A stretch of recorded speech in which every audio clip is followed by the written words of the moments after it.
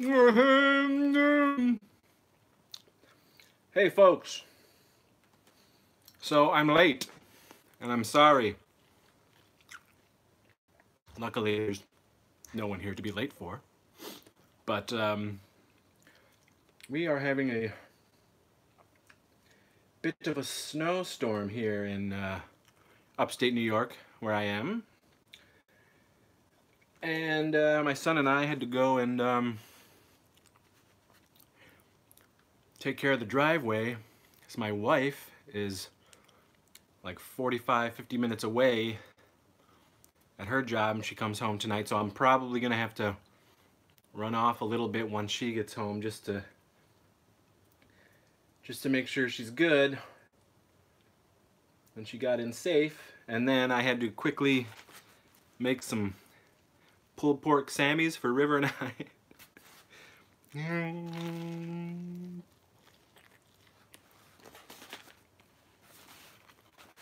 So you have to deal with me eating.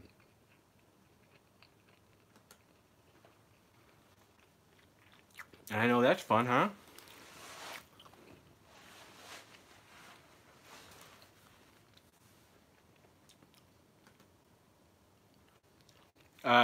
Sorry guys, I can't. I see a couple people around here, but this computer is not letting me go to the actual video so I can see what you guys are writing.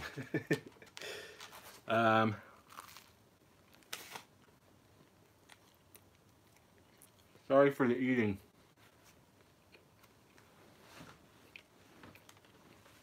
It was all a frantic dash to get here on time, and I still wasn't here on time. Again, the snow is quite intense here in upstate New York. So we had to get out there and shovel, and it took longer than we thought. But I'm here. And as I said, hey guys, as I said, I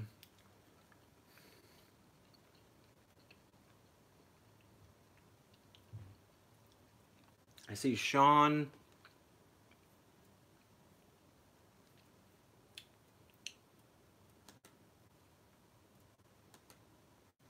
Sean, Adam, and David. You guys here? Yes?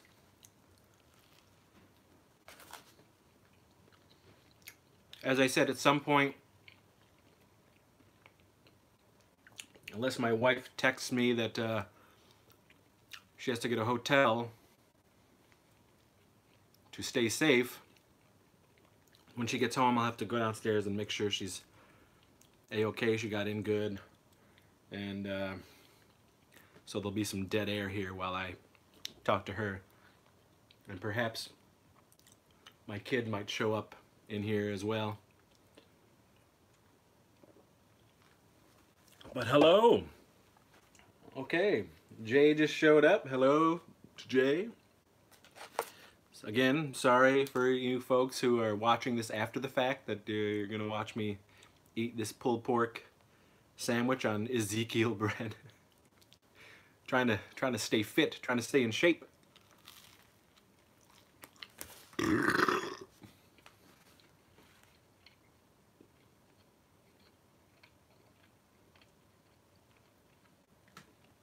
I'd take rain. I would definitely take rain over what we got now. I mean, we knew it. It was, you know, they have been warning us for, you know, over a week now that something's coming this weekend. Something's a brewing.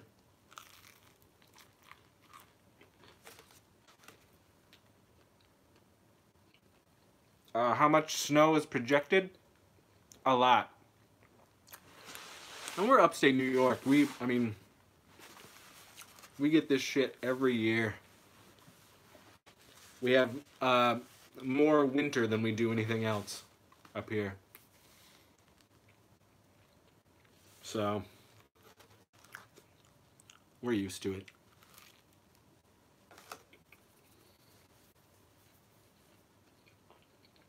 Yes, Sean, pulled pork is so good. Katie and I, every now and again, we go on this, you know, this diet. Really just we cut down on carbs and processed sugars and shit like that, and try to eat the fresh veggies, fresh fruit. Keep it with the meats. We eat a lot of chicken. But, you know, 'tis the season. I ain't getting any younger. And so we do the exercising and the cutting down on certain things. And I'm a notorious sweet strangler. I love my sweets. I love confectionery treats. I love chocolate and candy bars and donuts and passion flakies and cakes and anything like that. That's my vice. So it's been tough. We've been doing it for almost 2 weeks now.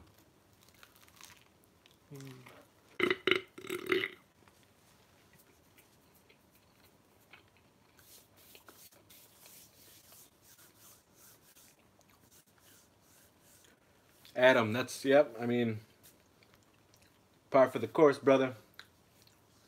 Leroy, I ain't afraid no ghosts. Run DMC ain't afraid no ghosts. Ray Parker Jr., he ain't afraid no ghosts.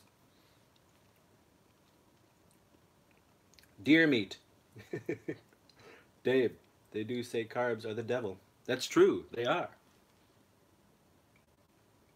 Sean, yes, passion flakies are indeed 100% a real thing, and I adore them. I have many a tale about the passion flaky. Perhaps I'll regale you when I see you at the convention about the love and passion of the passion flaky. Huh?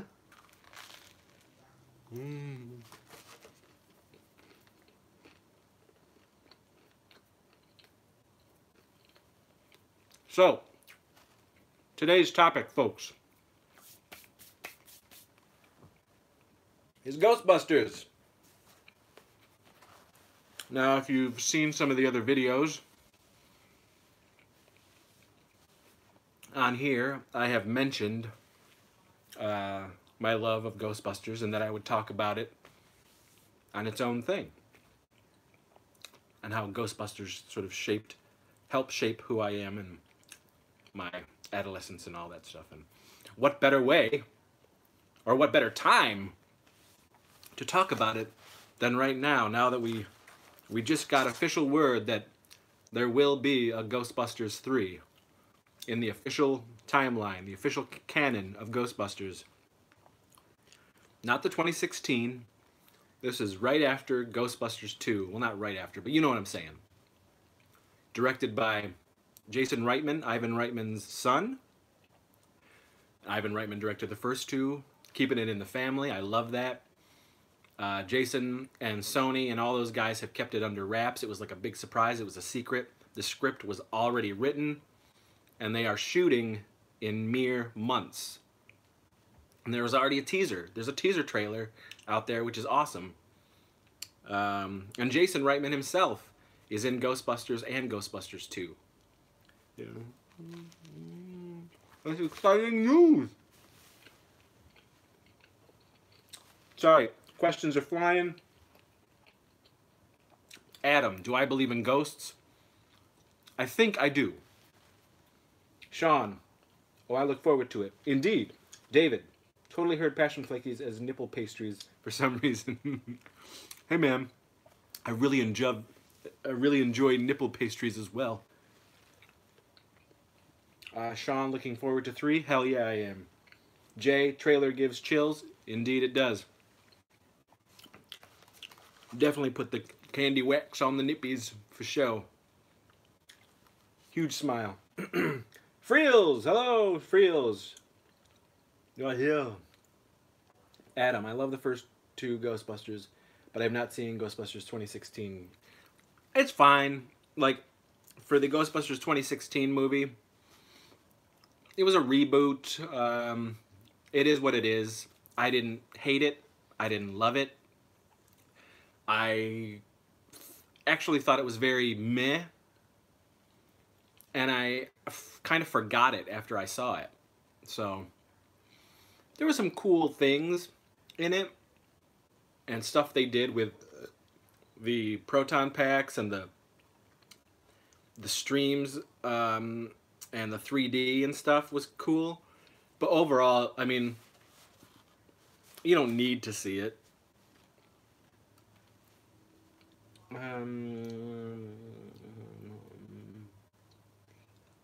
Friels, oh yeah, like I said, I'm gonna be eating. It's just the way it is. Things got out of whack tonight, and I gotta eat, brother.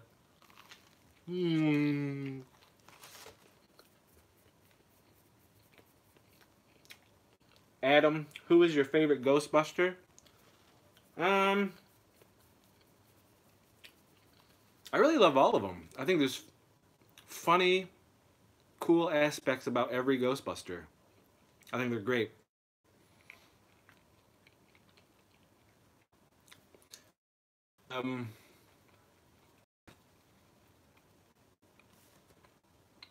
Man, I really love Reagan. Everybody loves Mankman. Winston's funny though, because Winston is like the voice of the people, man. He's the one who's like pulled out of the actual society and thrown in with these eggheads. So he's coming at it from, you know, our point of view. We're seeing the movie and the stuff, the crazy stuff that's going on through his eyes. So I like that. I don't know.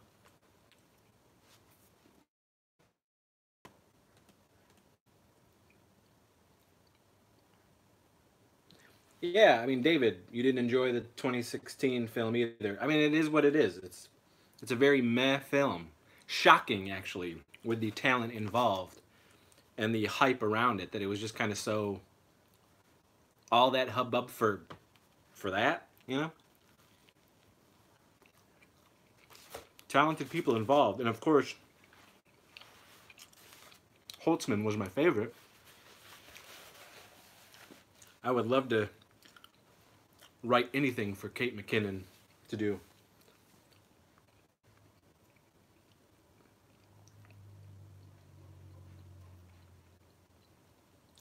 And yes, that's right. As far as the 2016 movie, if it gets a new generation into it, hell yeah.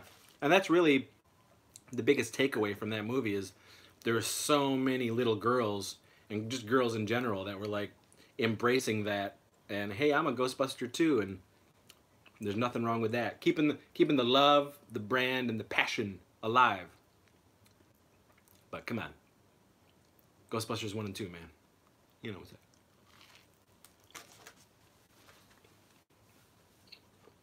Friels, you refuse to watch it. That's okay. Again, you're not really missing anything.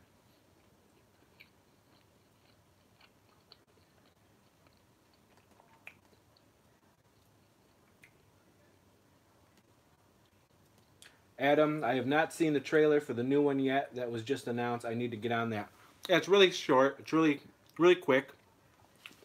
But it's awesome. It's just 53 seconds of tingles and smiles and nostalgia, and it does exactly what it needs to do. It's just like, hey, guess what's coming, guys, and yeah. Chris, hello, Chris. I'm sorry, I didn't even see you. Yes, I mean everyone says Venkman. I mean Bill Murray is a comic genius. He's a treasure. He's a national treasure. Jay, yes, Winston should get more screen time for sure. I think they tried to make up for that in part 2. I believe. Okay. Yeah, all right.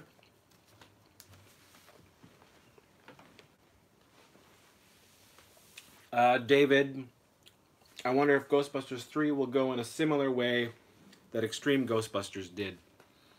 Truth be told, I was not a fan of Extreme Ghostbusters at all, but I know what you're talking about. And you can bet that it's the old group training a new group. 100%. So, and that's really the only way they should go. And that's what they should have done before the reboot. It should have just been the original timeline, the old Busters passing on to a next generation,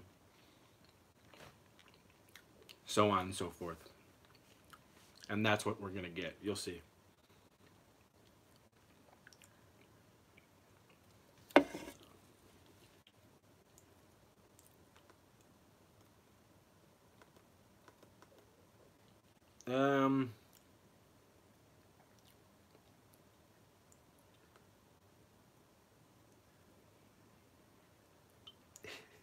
Yes. Adam, Dan Aykroyd to me is the 80s in many ways. I love Dan Aykroyd. I looked up to him when I was a kid. He's my favorite Ghostbuster. He's dope, man. He's done a lot for comedy. For sure. Friels, I am killing that sandwich. It's done. I've killed it until it died in my belly.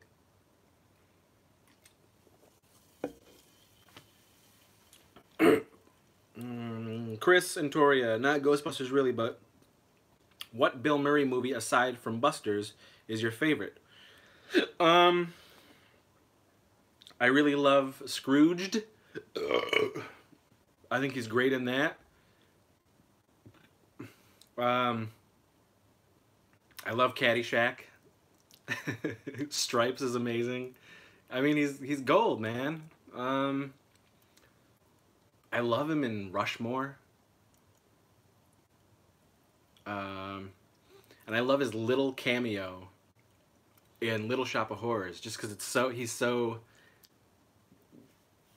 bonkers in that. He's come on, he's Bill Murray. He's Crom.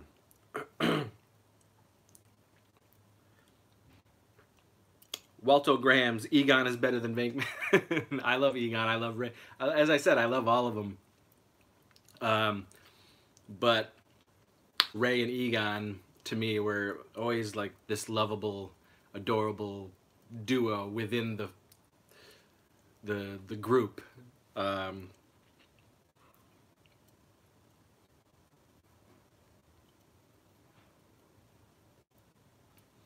Sean, I doubt it. I don't think he'll get his Ghostbusters in Hell movie. I mean, that's essentially what this is. I mean, it's finally Ghostbusters 3.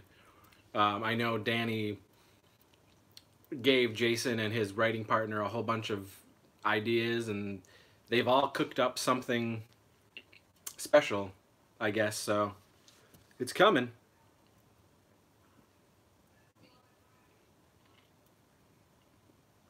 Jay, do I dig the dramatic stuff? No, I don't. I mean, and Rushmore is about as dramatic as I'll get. I've said it before. I don't do dramas. It just does nothing for me. I feel like if I want to watch a movie, then I want to be taken away from this world.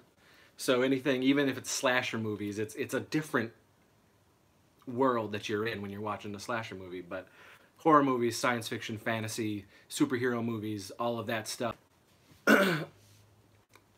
that's the stuff I love. Drama is life. I don't want to watch 2 hours of life. I live life. Does nothing for me. Inspirational stories, all of that stuff. As long as that inspirational story ends up having a sword or some dragons or something like that in it, then then it's all right. Even the world of John Hughes is slightly askew, so it's enough for me. But no, I'm not a drama guy.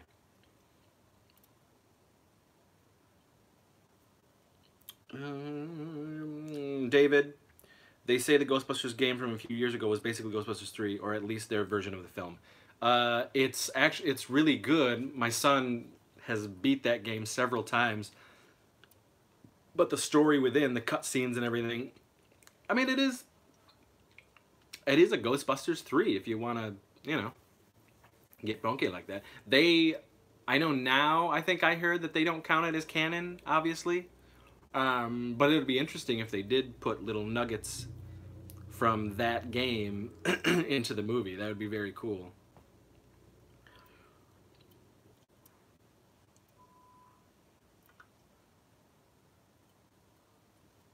If Pet 3 crossed over 2016 Ghostbusters, I would not oppose it. Maybe I would watch Ghostbusters.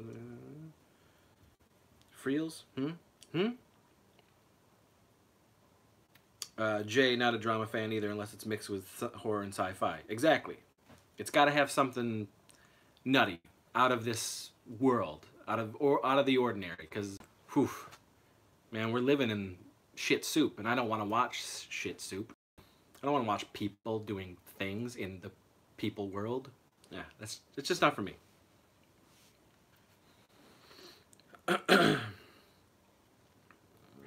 Adam, to me, the first two Ghostbuster movies are so much of what made the 80s great. Just thinking of them brings me back in such a good way.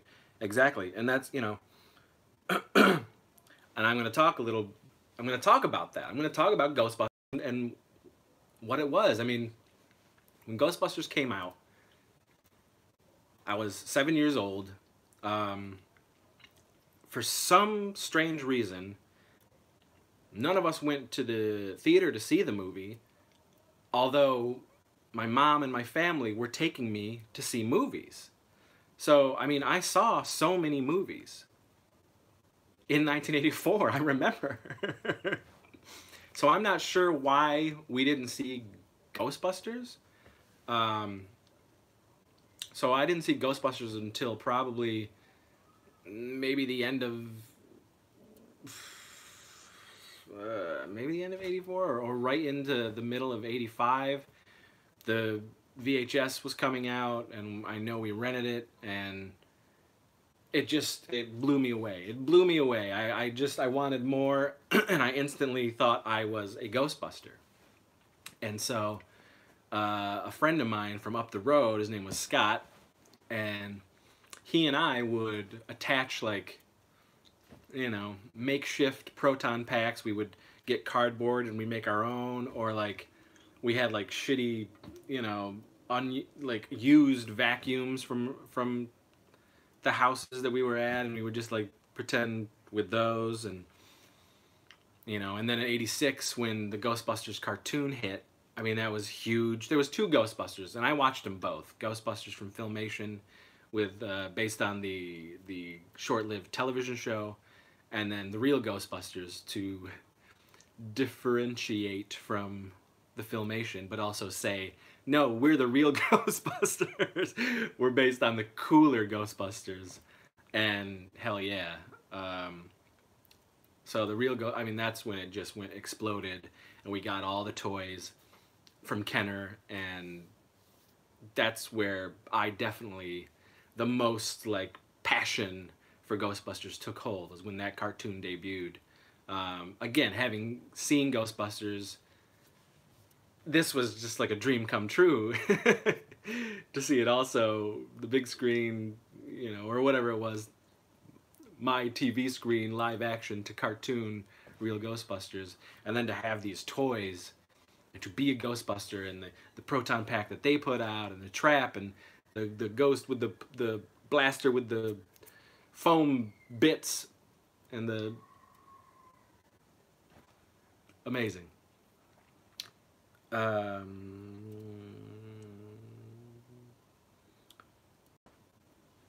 see.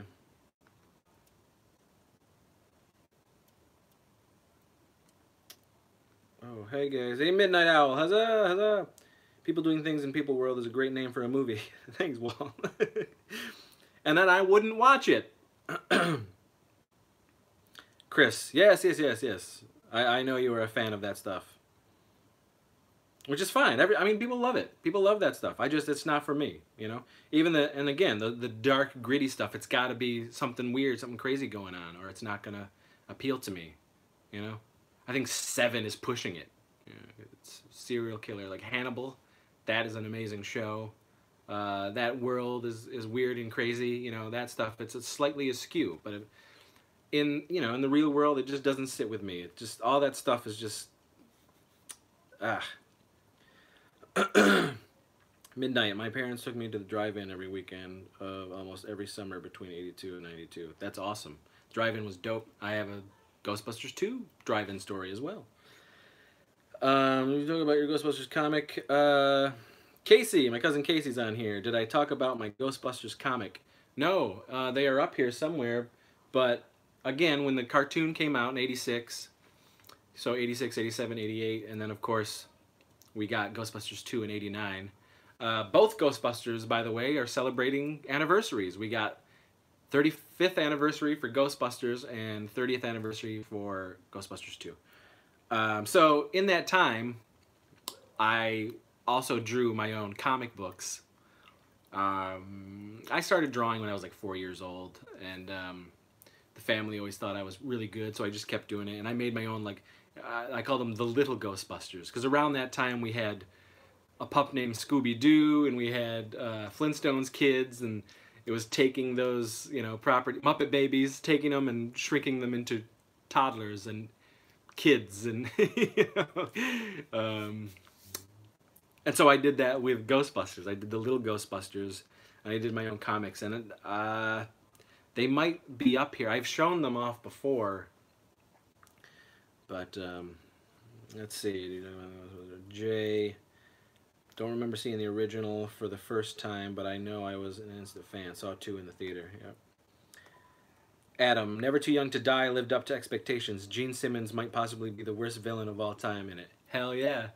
It is a great, amazing, terrible, cheesy, terrible movie. And Gene Simmons is top-notch Velveeta in that flick. I'm glad you watched it. Jay never had a proton pack, sadly. Adam, the sex... Whoop. Whoa, whoa, whoa, whoa, whoa. We're getting up there. Oh, man.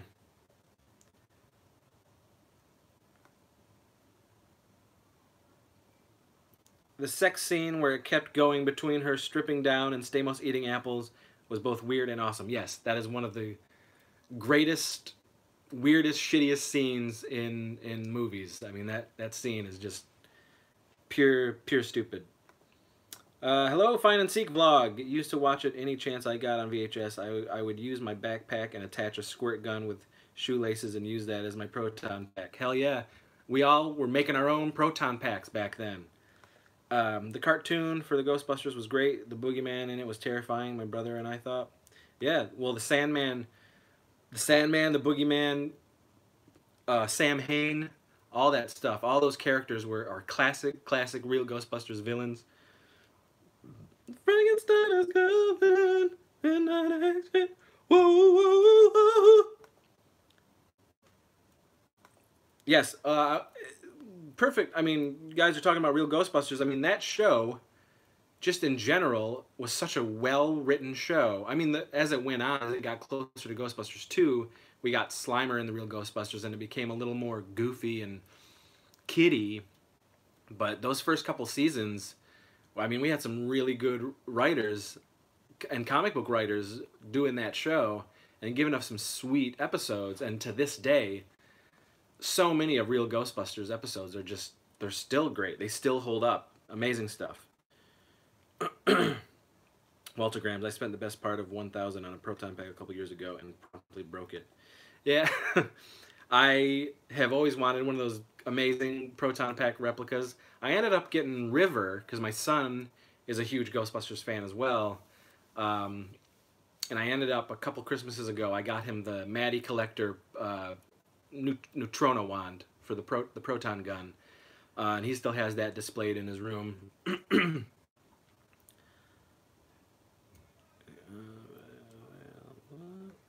Midnight Owl, TV and film is way too dark, not enough fun. Agreed. Must the imaginary ghost and broke it. Oh man, easily get it repaired though. You gotta get that repaired, Walt. Get it repaired quickly. The ghosts are coming. Who knows what's happening as you're sleeping? Who's lurking about you?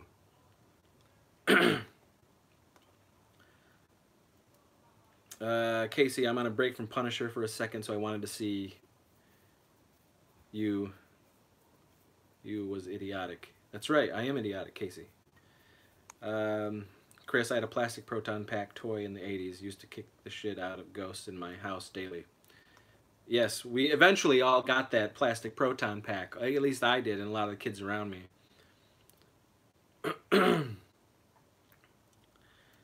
Sean, I don't know if Casey's coming. That's totally up to him.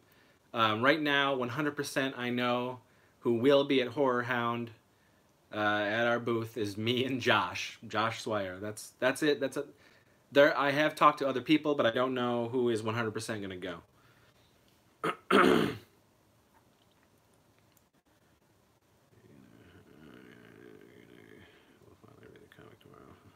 freaking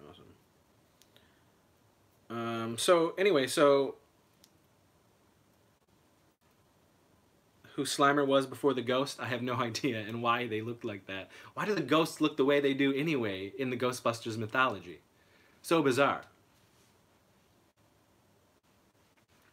Jay, got to come back to Monster Mania. One day. One day. I don't know. I love the show. I don't know if I'll sell there ever again. I've sold there several times, but... And I actually love the show. I just don't know... You know, it's money. I never have any money. And when I go, I want to have money. Because I'm a vendor guy. I love the vendors. I love the dealers there. But, I mean, we... As LBP, we sold at the very first Monster Mania. But yes, on occasion, we do go. I mean, we've been again. I've been going to conventions since 1993. We've been to so many, and Monster Mania is one of my favorites. So is Cinema Wasteland. So is Horror Hound. So is Chiller.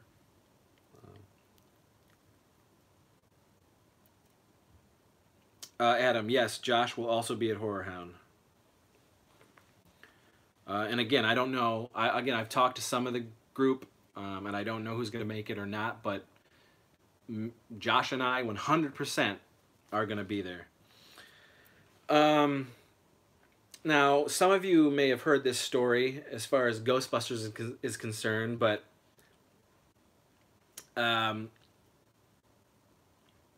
well, one story, actually, when Ghostbusters 2 came out, and I just talked about it on our 1989 Crept from the 80s episode that will be going up at some point. But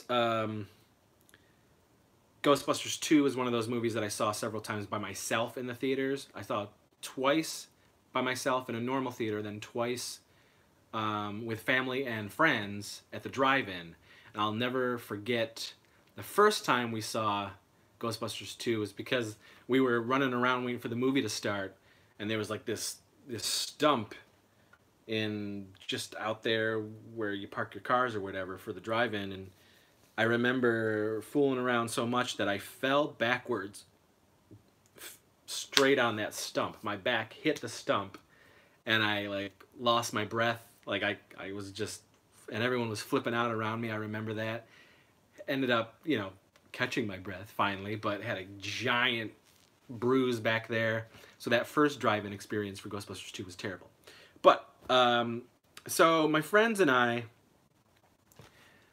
will get to these questions, but I want to get to this Ghostbusters thing. So my friends and I, who were super into Ghostbusters, and we thought we were Ghostbusters, we started making at the school. We would make these flyers. They were, and you know, it basically said, if you have trouble with ghosts or whatever, get a hold of us. It was me, Scott, and this kid Eric, and so we pretended we were Ghostbusters. We put these flyers everywhere. We had our own little like get-ups, and and we were using parts of the toy Ghostbusters packs, but also putting like metal parts and making like our own guns that looked a little more like the guns in the movies, and we were using black electric tape to make them look cooler, and tubes and everything. Anyway, so I had a bunch, you know, people always made fun of us in school or whatever, but my aunt like set this thing up at some of our friends of a birthday party of hers. So my aunt knew that, you know, the whole Ghostbusters thing. So my aunt set up this thing in private where the girl it was a birthday party, the girl's family would call us and basically say, is this, you know, Wellsville, New York's Ghostbusters? And so she did, and she basically said, oh, like, we've been having a lot of trouble with, we think spirits are invading our back, like, room garage area, but it was turned into like a home library or something. And so, and they made it really convincing and everything, and of course, you know, it was all set up, unbeknownst to me and my little buddies. So we're like, oh my god, we got our first, we're gonna go bust these ghosts, this is for real, oh my god. So like, actual fear started setting to us. And so we go down there, and my aunt's there, and all the kids are there for the party, and everyone is in on it other than me and my two buddies. So we get in there to this area, and they're like, yeah, things happen around this back, you know, back area. And then out of nowhere, like, things started shaking, stuff started flying off shelves, you know, lights were flickering and everything, and we started hearing like and I basically lost my shit, and I bolted out of that place. I ran so fast for so long. I ended up at our hospital. Not because I was going, because I felt I needed to go there, but that's where I stopped running. And where we were in the hospital, it was a good ways, but I just was running. I was terrified. And so I'm like freaking out. Like, I'm sitting on the corner, like freaking out. Totally left my friends in the dust. And then, you know, my aunt pulls up and she's laughing. And she's like, get in the car. And she takes me back to the house, and I'm freaking out. And then everybody is laughing. And they're all like, this was fake. And, you know, the father of the kid having the birthday, like, he came out. Him and his friends were doing all the spooky stuff in the house. And I felt like an idiot. You know, this was probably, I had to have been 11 years old. But yeah, it was stupid. But I'll never, ever, ever forget it. It's ingrained, and I laugh at myself about the situation. And I was like, you know, that was a pretty good prank that they pulled, and I wish somebody was recording it. But yeah. Chris got an early start, man, so gonna head off and watch back as usual. Peace. Thank you, Chris, for showing up anyway. It's always a pleasure when you show up, and thank you for continuing to show up and give your support. Much appreciated. Chris and Toria, guys, check out Chris and Toria, their YouTube page. They're good people. Adam, any advice for a first-time horror hound goer if I decide to go? I mean, it's advice for any horror convention anyway. It's, I mean, I guess it depends on what you want to do. Definitely have money, because it can be expensive. Certainly if you want to buy stuff, because there is tons and tons of really cool, rad items to get that you're just like, where did this come from? What is this? You know, toys, T-shirts, collectibles, art prints, posters, masks, creatures, everything in between, anything that you can get your hands on. It's a horror convention, and it's not just all horror. There's sci-fi stuff. There's obviously DVDs, Blu-rays, VHS, things like that. But there's also sci-fi stuff. There's comic book stuff. Lots and lots of toys. Yeah, it's just great. Water. Bring bottled water. Get ready to walk. You're gonna walk everywhere. Bring deodorant if you need that. Have snacks ready, because the food can be pricey.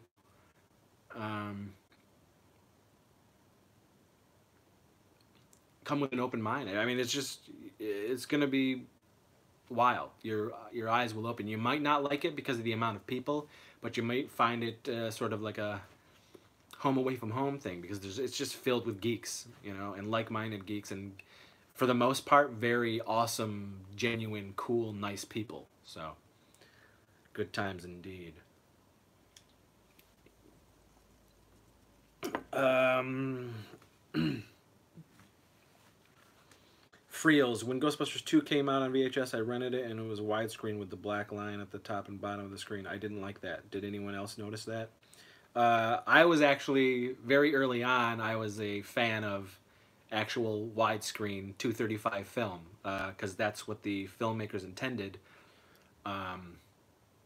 It's because I, looked up in magazines. I was making movies, and so I was always looking at that stuff growing up. And I would order imports. I would get VHS bootlegs from this company called Blackest Heart Media. And most of those were all 235 widescreen, letterbox. And you're not, I was one of those kids who back then knew that it wasn't cutting anything off. You were actually getting more picture in the 235 scope. It wasn't cutting anything off. Like every person around me always said, And I totally get it. If you weren't a nerd looking up crap like that and studying crap like that, then why the hell would you know what the hell that was, the black lines? So I get it.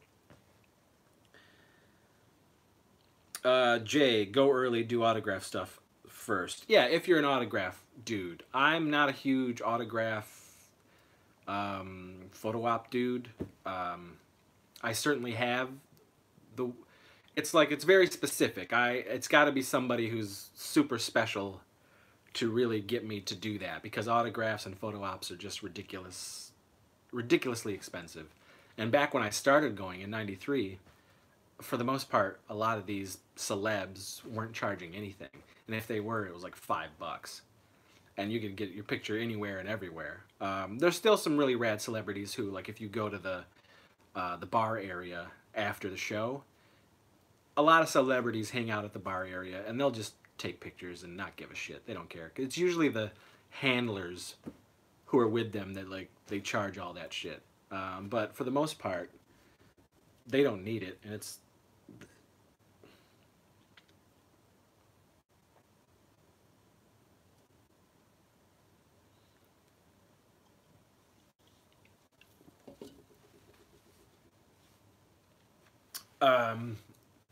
But back to Ghostbusters, you guys have seen through different videos, but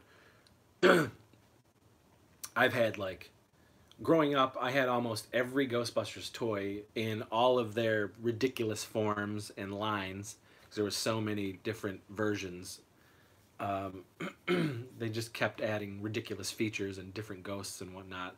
The Granny Ghost, of course, is famous, and the toilet and everything, which I still need to re-get. But the biggie was the firehouse. And as I just said, I had almost every Ghostbusters toy growing up, but I never had the firehouse. For some reason, my family just didn't get it for me. But my friend Scott up the road had it, so I would take my stuff, what he didn't have, and we'd combine and we'd play up there. And it wasn't until, I guess, maybe a year or so ago that I finally got the firehouse complete, because of Brandon Bennett and his brother, who sent it to me because they knew I never got it. And they weren't doing anything with it, so they sent it to me. And it was so amazing and heartfelt, and so now it's in my collection. And I'm steadily recollecting all of the Ghostbusters stuff that I had growing up, the real Ghostbusters stuff. So I gotta get those.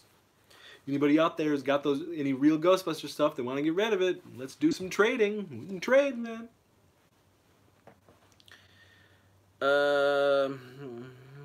Jay, prices have gotten nuts. Hell, yes, I mean, you want to go to a convention with some moolah. Adam, do you and Kurt Indovina still keep in touch? I see he posts regularly on his YouTube. I found him by looking up one of your movies. No, we do not. We haven't talked to each other since, I think, 2011.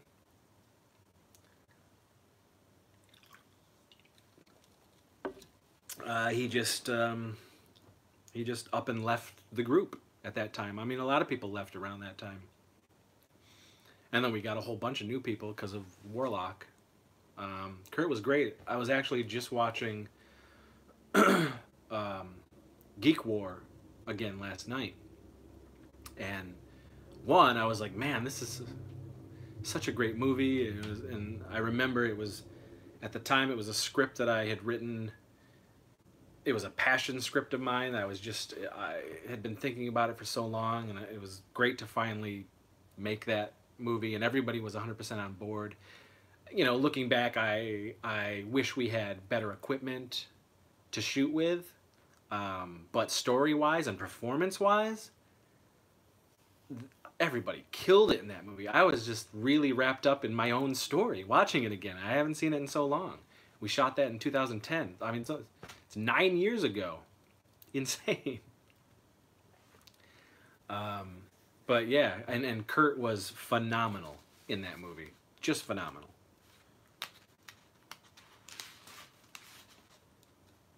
Jay, the real Ghostbusters toys were so well done, quality stuff. Totally agree. I mean, Kenner in general, I mean, they repurposed a lot of their shit over and over again, but I always think of, like, I mean, there was a lot of toy companies. There was LJN and Coleco, but, like, for me, the two biggies were Mattel and Kenner. But even Kenner stood above everybody else. And to this day, it's my favorite toy company. Jay, Geek War was great. Need to rewatch. Thank you. Whoa, Leo's here. Guys, Uber fan. Leo, who I haven't seen, heard from in a millennia. And the man who inspired the name Leo DeChamp. Leo is in the chats. Hello, Leo. I watched Wet Heat again last night. Still funny as fuck. Thank you. I also really enjoy Wet Heat. 2007. The last, as far as I'm concerned, the last true Teen Ape film. Hello, Sean. You're back.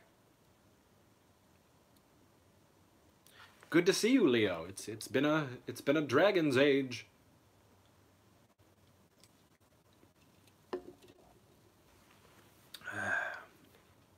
We're talking about Ghostbusters. And Ghostbusters 3 finally coming with the old guard.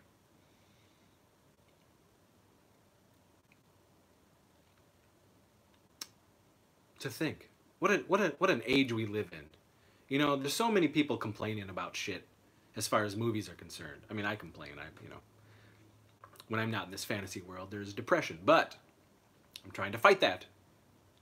But in the movie world, in the movie sphere, in the geek sphere, as far as movies are concerned, there's so much negativity nowadays. It's bullshit. Folks, we live in a golden age. All this stuff coming back, whether it's for us or not, it's all good for the actual property of the things that we love. Because one, we'll get more things, and two, a whole new generation can enjoy what we loved back in the day. And then they can find, through some of the newer crap, the old stuff that's true, that's magic, that's classic. You know? I don't know. People complain too much about stuff like that. If you don't like it, that's fine. Case closed. But to go ape shit on some of this stuff, and it's just movies. It's just, I don't know. So I personally think we're living in a golden age of nerddom. We are getting stuff that I can't even imagine we're getting. You know what I mean? Like, growing up, I couldn't even think that we were going to get what we've gotten now. It's mind-blowing. Stuff that I would talk about at school, at recess, at lunch with other kids. And we're blessed, whether we like it or not, whether we deserve it or not. Adam, Geek War was very good and a fun watch. My wife and I thought it was hilarious. Kurt's YouTube is kind of lame, I think, to be honest. I unfollowed it. Ha. I don't know. Again, yeah, I don't know. Kurt, but thank you. I love Geek War. What do you think of Jason Reitman as the director, Chris? I think I only watched Juno of his. Yeah, I saw Juno, and then everything else I just don't really care about. But people love him. He's gotten accolades. He seems to know what he's doing, and he's in that lineage. If he and his writing partner and Ivan and Dan all came up with this thing that they're doing, and they all think it's great, and it actually, from what Ivan Reitman said, it moved him to tears, the story that they're telling, I am all for it. I really can't wait to see what they do. It could suck, but we won't know until we see it. And it could be fantastic. And it could be just all right. But right now, I'm going to be optimistic and think good thoughts for the Ghostbusters 3 that we're getting. Living in the times, brothers. Living in the times. Sean, the end when you see what's on the tape in Geek War makes me laugh my ass off. Yes. A new friend of mine, his name is Zach, he was here last night watching Geek War with me, and he was laughing through the whole thing, but he absolutely loved that ending. Still holds up. You know, I didn't tell people what the ending was. So when we shot the actors looking at the screen, when they put the VHS tape in, there was nothing. And so when we were shooting them, I just told them the way to react. So they were just reacting to a blank screen. And I didn't put it in until after the movie was edited, and then they got to see it. Only a few people in the crew knew what the ending was, because I didn't give them the last page of the script for Geek War.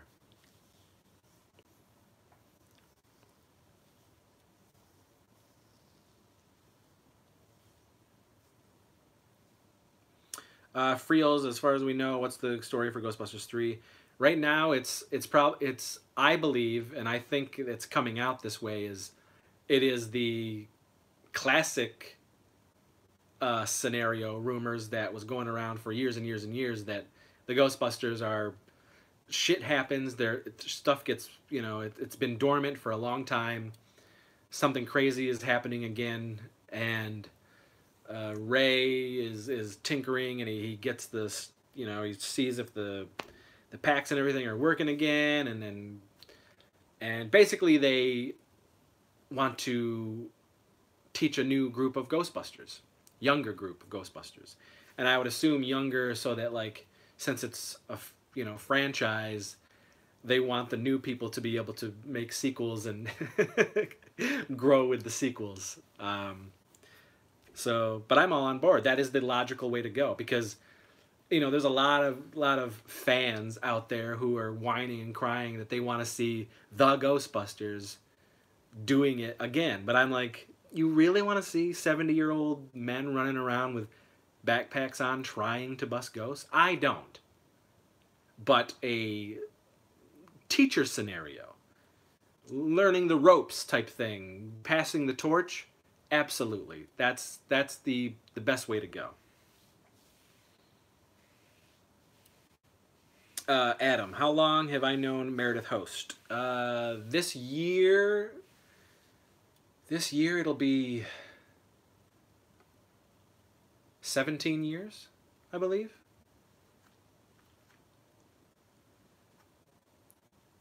Yes. Yep. This year. 2019.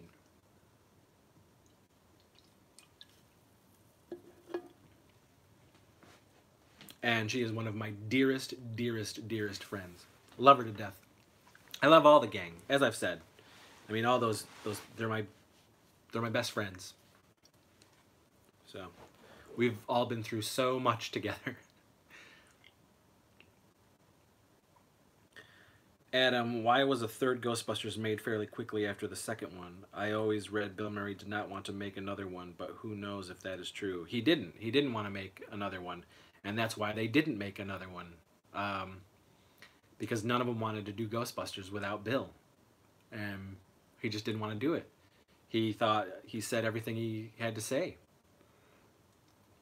But as time goes on, if you notice, a lot of these actors who are getting into their years of prime, the golden years, geriatric park. A lot of these guys who were curmudgeon-y early on and who portrayed iconic characters and said, I'm not doing that again, have eventually come back to playing those iconic characters again in their dotage. And Bill is coming back. So, Sean, I'm thinking of ordering some of Meredith's ceramics she does online. They're dope. Being her friend, we get a lot of them for free, especially as gifts. She makes a lot of rad stuff for us. The Crept from the 80s coaster you have, glass coaster, Meredith made that. She makes a lot of rad stuff. Quality stuff. Okay, my wife is home, guys, so I need to go talk to her real quick, and I will be back. It's just going to be this. Talk amongst yourselves.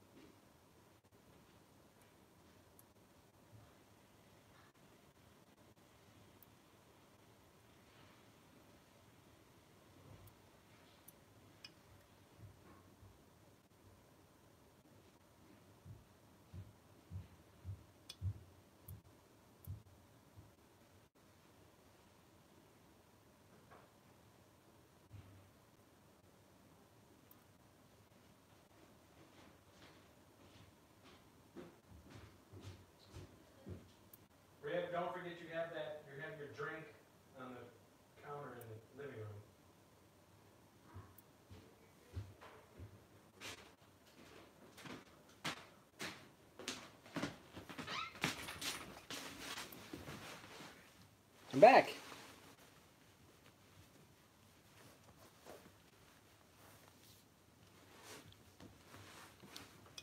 You boners talking about?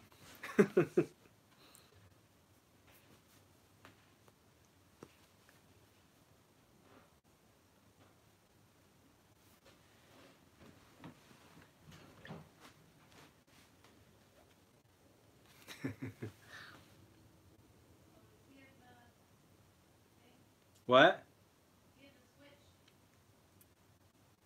Yeah. Um. Oh wait. Yeah, he does. Just tell him to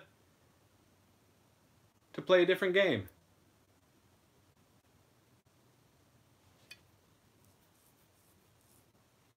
Anyway. Hey.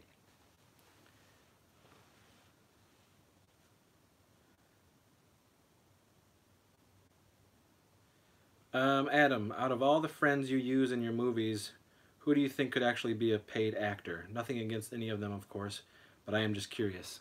Well, Billy Garbarina is actually an actor.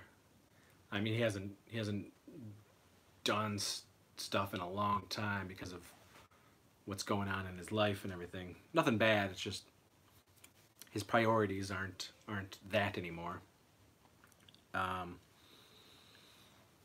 But I mean,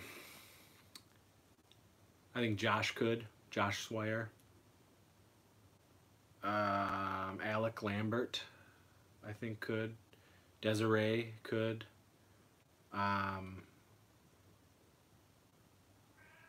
depending on the role, Meredith could, but definitely Josh. But like that's the thing is like none of them they don't want that's not something they want to do. They only started doing it because of me. You know, Desiree ended up doing other movies because of doing stuff with me, and then people were like, "Hey, I like that Desiree," and she started, you know, she did other movies, but I don't think Des has done anything in a while either, since the Weirdsies. I don't know, but yeah, none of them have that desire. They don't want to do that. They just have always loved doing this and saying my dialogue and creating these weird characters with me. So I don't know.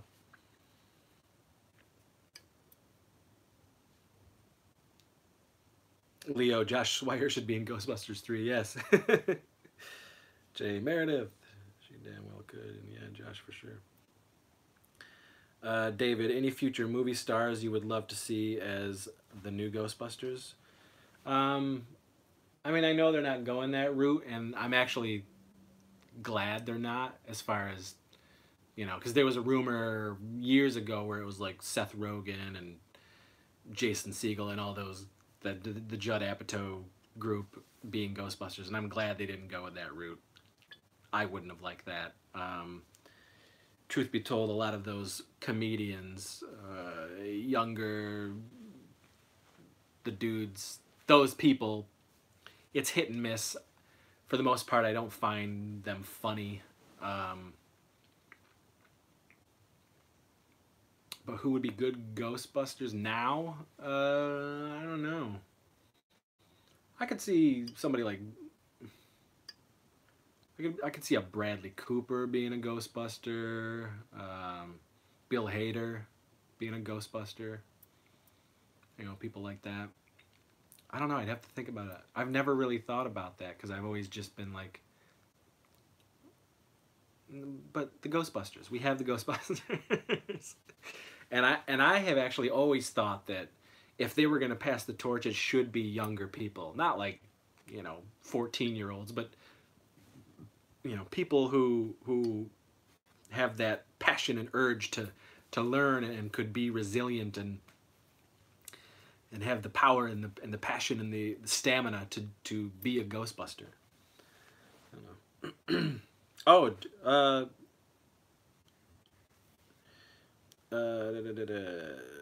Oh, 90210, you're here. Should have had Billy Zabka in your movies before he got famous again.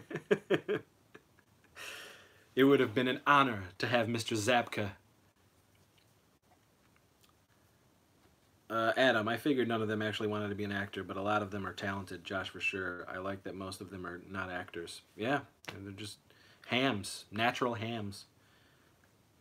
Sean, Jason McCall. Oh yeah, Jason definitely. Jason is another one of my buddies who could for sure do it professionally, but he doesn't. I mean, it's just, it's a odd, unique, rare beast. When, I've pulled together a very interesting group of people that ended up growing up making these flicks and becoming who they are now within that world. It's awesome. They're amazing people, and I'm blessed to have them as my best friends. Funkenstein. Oh yeah, Adam. I think Paul Rudd would be a good Ghostbuster. Yeah, I just don't like Seth Rogen at all. I never found him funny. Sean, his cameo in the blue cheese sex scene is so freaking hilarious. Yes, I love when... Yeah, I mean, Jason, he's another natural talent, you know? And those are, there's a group within the group that I absolutely love writing for because I know they're going to knock it out of the park every single time. So... I'm gonna have a little snack. But this is, remember folks, this is dark chocolate, 70% dark chocolate with some almonds. It's one of those all-natural candy bits. So I'm still, it's not my processed sugar.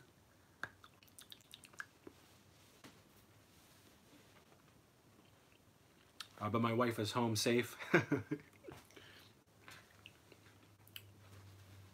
So all is well, thankfully.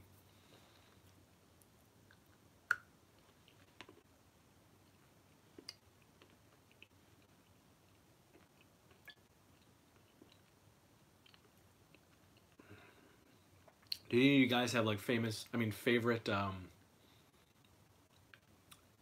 real Ghostbusters toys that you remember having? One thing that always pissed me off was when you got the original 4 Ghostbusters, at least for me, almost immediately you broke the proton stream. They were just so thin and precariously attached to the gun that you were bound to break that stream. And I hated that. Because then, like, the action feature was useless. It was over then. You couldn't use it. And I don't think Kenner would go so low as to, well, we knew they would break, so that they would have to keep rebuying them, so they had the proton streams. Love those proton streams. Now, like, just the packs alone with the proton streams attached are a ridiculous amount of money on eBay. I want those 4 original Ghostbusters back. So many of my 80s toys I gave to River, my son, when he was a toddler. So that he could grow up with all the 80s love and everything that I loved. And he ended up breaking so much stuff. So when I went back, as he's older, when I went back to like re-grab all my stuff that I gave him, there was a lot that I just couldn't, because it was just broke, it was busted, there were like markers all over certain things. So I want my original 4 Ghostbusters back, the original from the first Kenner line. I definitely want those back with their proton packs intact and the streams and everything, but whew, they can go for so much money. Certainly in package. You can't find a in package original Ghostbuster from Kenner for anything less than like $300. It's ridiculous.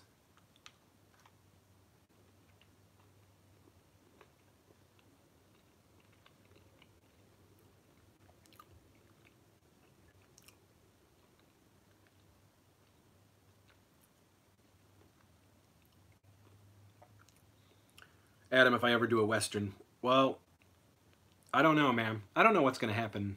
I really don't. It could go either way, and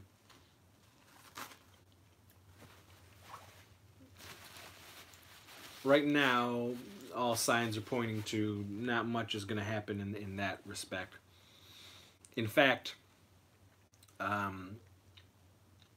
think for a while this Death O' Lantern, the remake release, is going to be the last thing that I put out for you guys, and I'm going to stop selling altogether for who knows. I just don't want to have that going on anymore. Yeah. So, speaking of that, the Death O' Lantern remake, it's here. I do have it finally. That friend Zach that I was talking about, he has graciously said that he's going to try to put together a decent Blu-ray menu, and so that we can put like a commentary on there and a couple other things.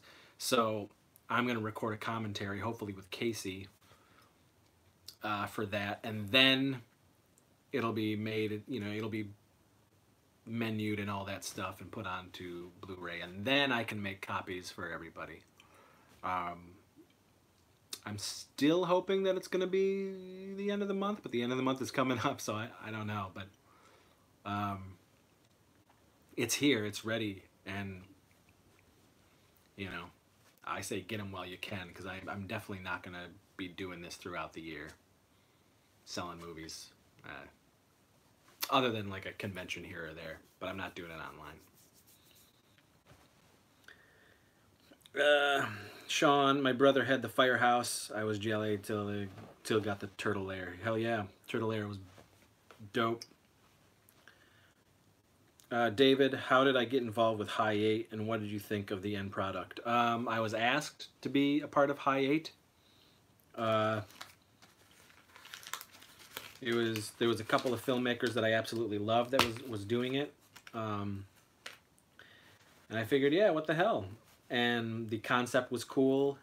In the end, I absolutely hated the whole process. They took, actually, what's on High 8 is not what I shot. I mean, it's what I shot, but they cut so much out of that. They actually cut the punchline of the whole short as well. So I don't know. Dealing with that group, not the actual filmmakers who were a part of it, but dealing with the people putting it together, meh, no. It was like, what? At every turn, it was just bizarre. And then they go and fucking censor what I had actually done and given them and edited for them. So I really don't give a shit about that, and could care less, really. It's a shame that what I shot was not actually in High 8. So.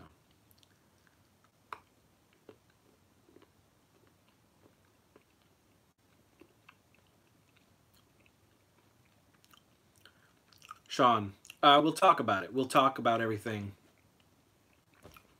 You know, there will be much much yapping, personal yapping in March, my friend. Adam, this channel rocks, man. If you move on from your movies and just do this, then I think that is still really cool. Your channel is unique. Thank you.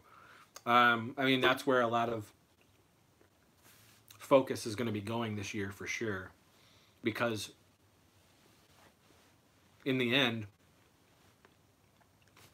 this makes me happy, man. I really like doing these shows, doing the live shows, putting together Crept from the 80s and the new Star Wars show and all this stuff. It's just it's fun for me. It makes me happy, and I wanna continue that. I wanna I want to be happy all the time as much as I can. So a little more emphasis on the channel is going to be going down this year for sure.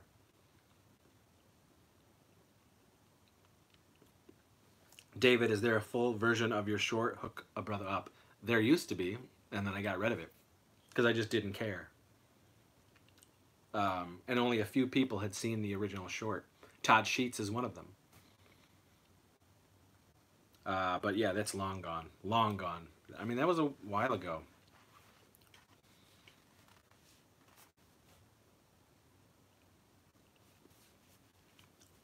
Well, Jay, you got to get on that. It seems like you're almost done, though. I mean... And then, yeah, again, we do...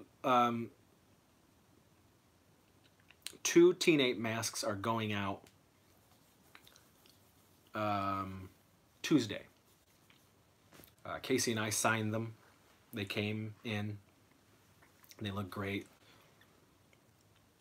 And so we've got, you know, 3 slots left for those Teen 8 masks, and then, I don't know, maybe a few at a convention, but, yeah. I don't know.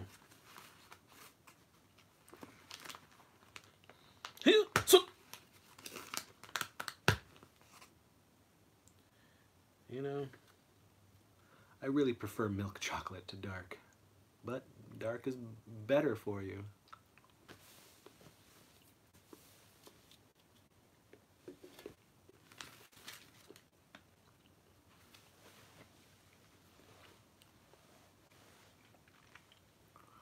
What do you guys want to talk about? Tyra Shanklin. I found Filthy McNasty not that long ago, shared it with my husband, and we are such fans. Thank you for what you're done that we can find. Thank you, Tyra, for enjoying Filthy McNasty. I mean, there's so much more. those are some older, and I have stuff way before that. But I appreciate that. Thank you. You know, if you want a list of what I have actually made, you can just get a hold of me at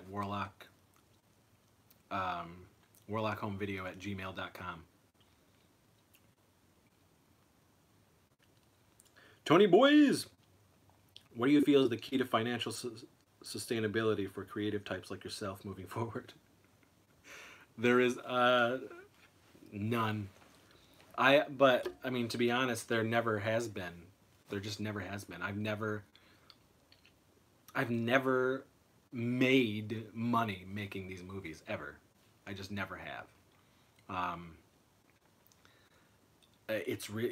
It's got to be passion. The only reason you're doing it is because it's something that you love. It's in your blood. That's you know, it's something that keeps you going and makes you truly happy. I don't know, man. I'm definitely the wrong person to talk to when it comes to anything like that, because I have failed at every turn when it comes to remotely being financially secure. It's just not going to happen. You know, day jobs are where it's at, I guess. But you just, you know, but who knows? Don't listen to me. There's people out there who want to be a filmmaker to do it a different way. Don't do it the way I did it, because obviously it was the wrong way. So, you know.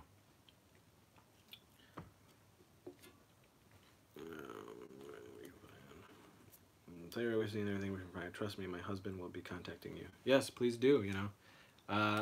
You know, I've made over 60 flicks and shorts, features and shorts, and I mean, I got a lot of weird stuff.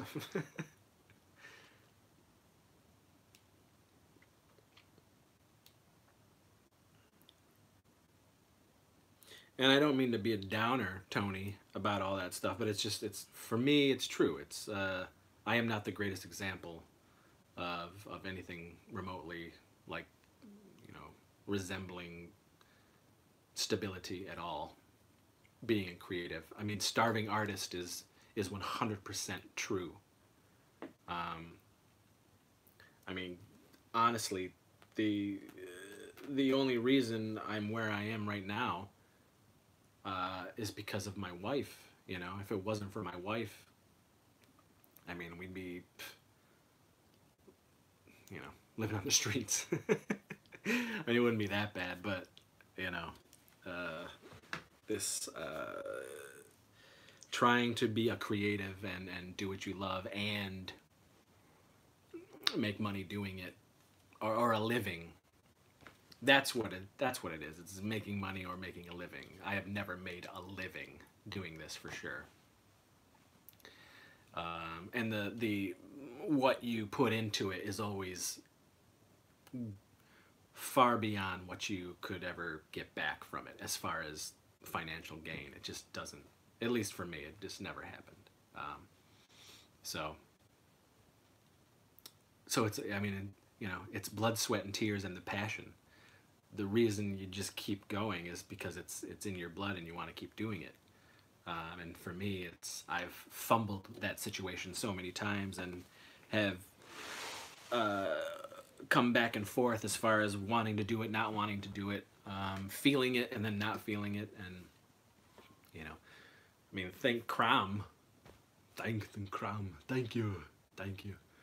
That, you know, I started to want to talk about 80s in my childhood a few years ago. And finally putting shit to this channel and doing something with it after it was dormant for so long. Because I found fun and happiness in talking about this stupid crap that I love. But this, man, this is great. I love being able to come here every week, every other week, whatever it is, and talk to fans and talk to people, talk to human beings about all sorts of stuff. Not just the silly stuff I've made, but, you know, geeky stuff in general. And the 1980s. It's a bond, folks. Especially if you know, not all of you were born in the 70s like I was and grew up in the 80s, like your entire childhood with the 80s, but most of you were a child in the 80s, so you know what I'm talking about.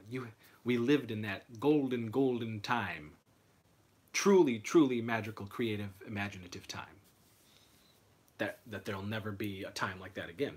So, you know, I love coming here and talking to people like that because for the most part, we all know what we're talking about. We were all like, holy crap, yes, I remember that. Of course I remember that.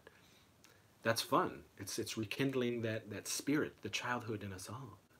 You know, it twists the nipples. It tickles the undercarriage with excitement and love and passion. So.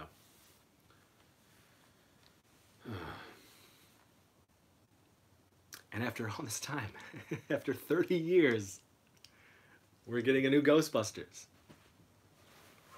You know, people always say, you know, the movie fans, the hardcore cinema fans, they always say, you know, Hollywood is running out of ideas. Can't there be anything original anymore? There's always original stuff out there.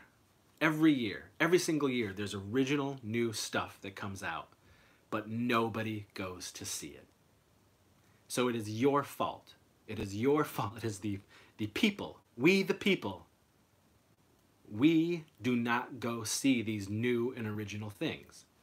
We discover them on video or streaming or what have you. And then we may be like, wow, that was amazing or whatever. But we're also a lazy species. Lazy fucking humans. And we would prefer to see what we have already seen. To take in what is comfortable to us. And I am no exception.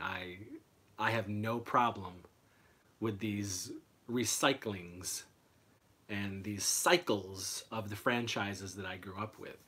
Because as I said before, it just means whether or not you even want to see the new thing that comes out from that product, that franchise, that property, but it's bringing new things to the forefront from that franchise, from that property. That is exciting to me. So I might not want to see the new whatever it is, but a toy line might come out that excites me. That's like, oh shit, that's great. Or they re-release a certain something from that. Or like with Ghostbusters 2016, they brought back the Ecto Cooler. That's all good for super fans, for geekies, you know, like for weirdsies.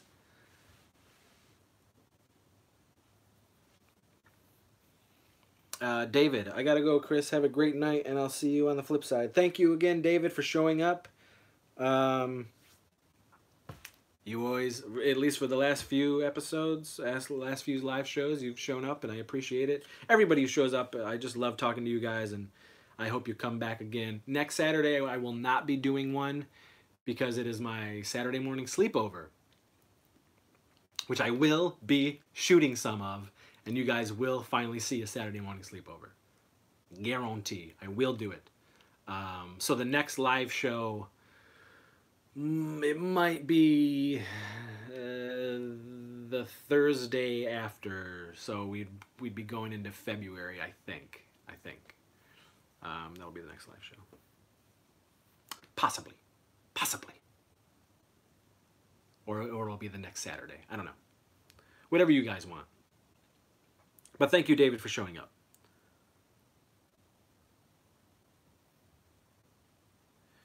Jay, the more we have, the more we complain. Hell yeah. Yeah, we're entitled babies. Like, it's so spoiled brats. It's ridiculous. I, for one, will enjoy it. Sean, it was easier to see more indie in theaters before MoviePass sucked. I loved MoviePass. Oh yeah, MoviePass was a travesty. I mean, I didn't have to do it, but I still know people who are hanging on to that thing. But the AMC, their A-list is pretty good. I know Cinemark has something similar like that. Friels, this is so informative. Thank you. I don't know what I'm talking about. That's informative, but I hope you're enjoying the talk. And keep talking. All right, that's it. I've gotten my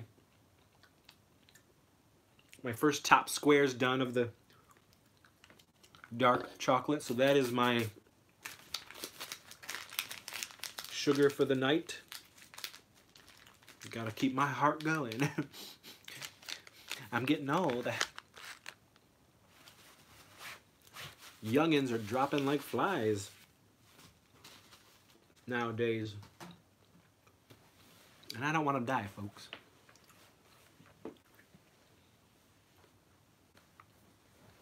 Oh, look. Here, this is my Stay Puft plush from when I was a kid. And you can see it has, I would assume this is chocolate milk from when I gave it to my son, and he had it for a couple of years, and he ruined it. But we did throw it in the wash, and the stains didn't leave. But this is my original Stay Puft from when I was a kid. So that's magic. That's one thing that I was still able to reclaim.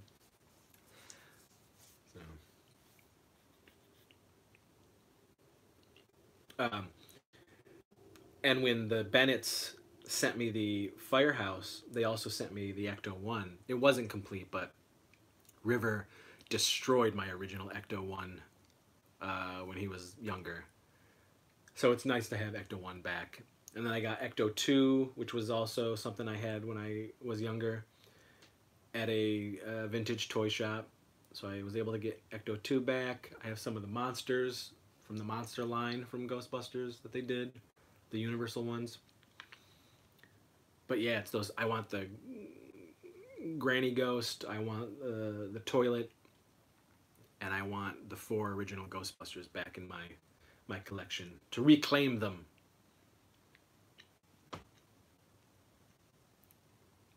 There's a bunch of other holy grails from the 80s stuff that I had that I want back, and I think I've talked about it.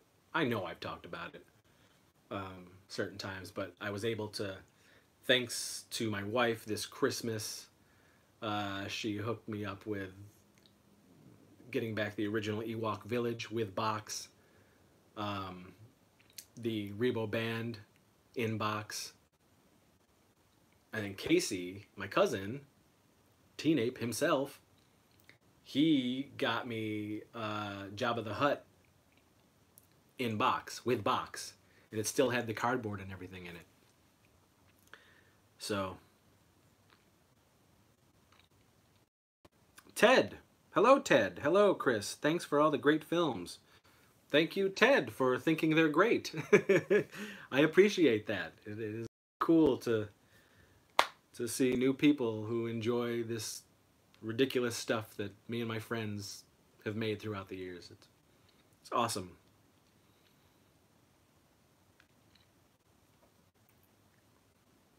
You know, and it's always great when you meet new people who are just discovering this stuff, and you know, even though we haven't made anything since 2016, that's finally coming out, so people can grab that.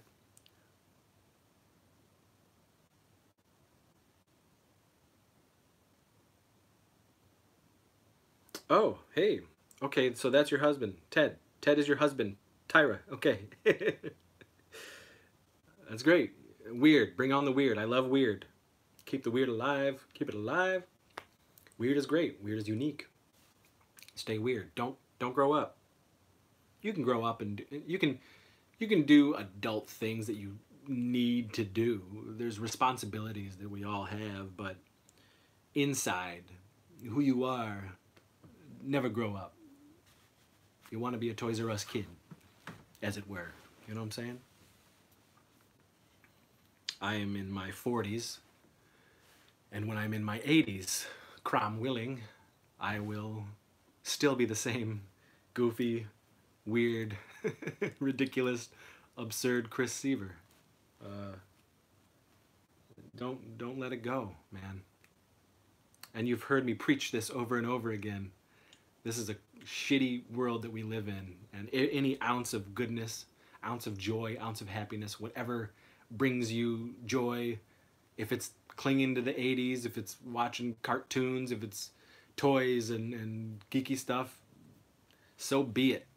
Who cares? Enjoy. You know? Life is short, and that's true. Gotta hang on. Hold on one more day, you know what I'm saying? Wilson Phillips, they were prophets.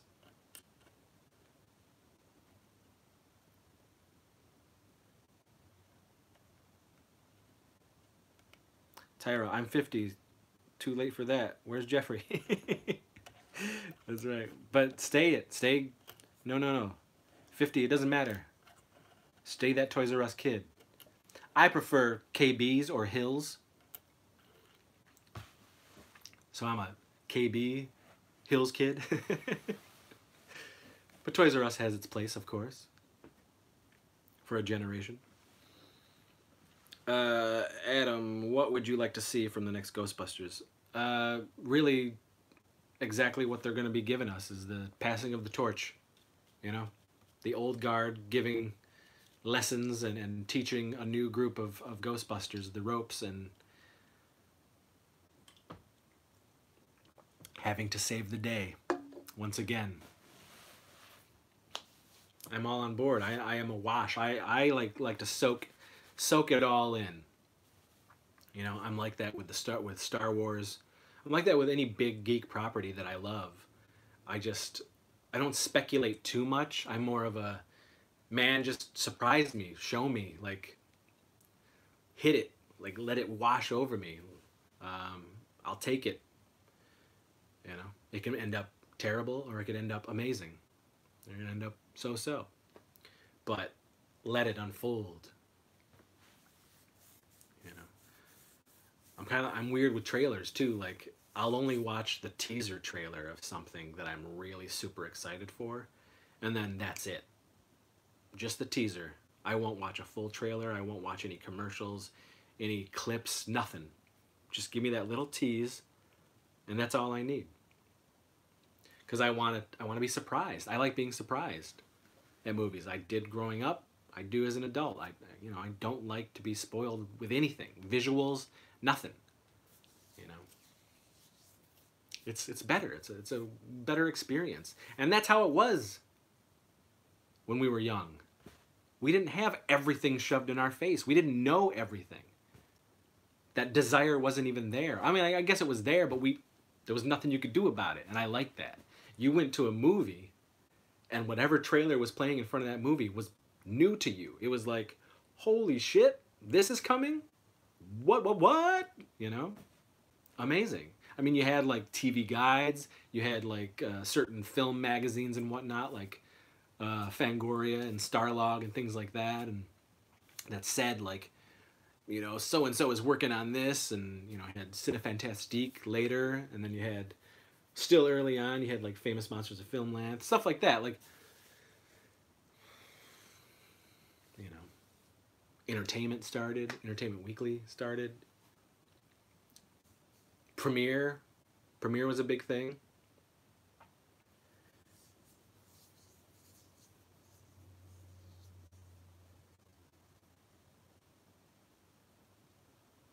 Ted, KB was my store way back in the day. Yeah, KB and Hills department store. Hills is where the toys are, as they said.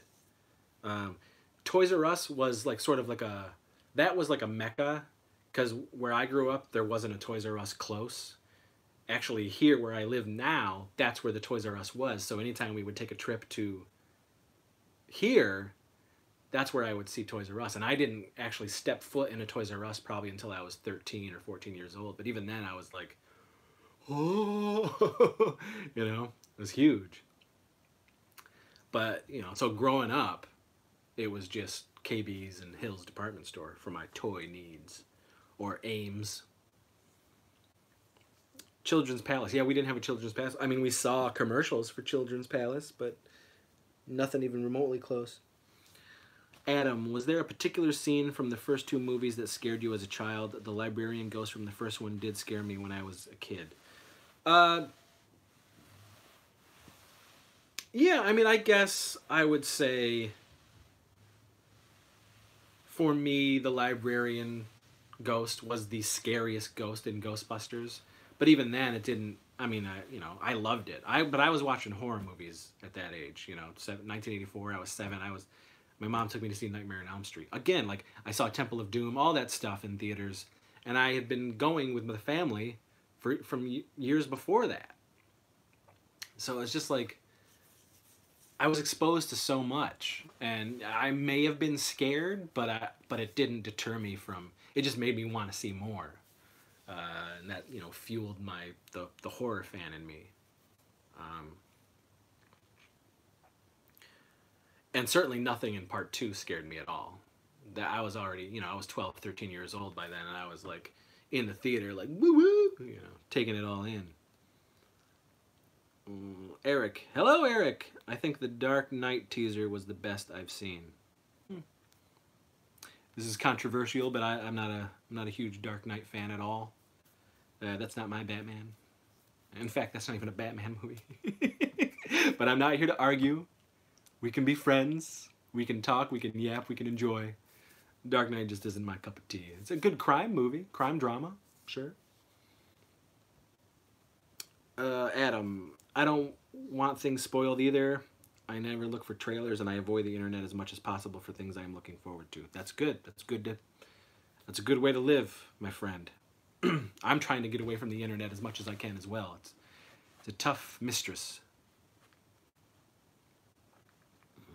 I was only 4 in '84, and I think I saw it for the first time when I was 6. I loved it though, and I love being scared even as a child. Yeah, we all love it.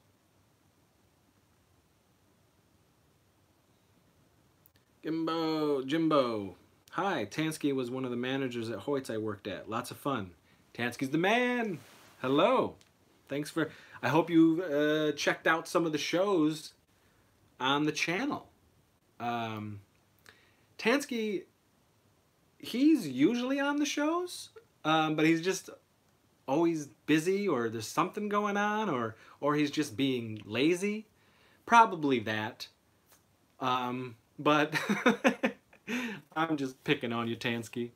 But Tansky's usually here, and we've got a rockin' Crept from the '80s episode on deck. The magical stuff from 1984 that we love. We're doing that. But Jimbo, just getting started. Awesome. Well, please check out the channel, watch the shows. There's a variety of different shows and stuff we have on here. And Tansky is a full-fledged member of the team. He is part of this creative group, the Warlock Home Video Network. So hopefully you like some of the crap we're talking about. And I do these live shows, and sometimes Tansky's on these live shows. You know, when he's not, ignoring us. Or creating lists.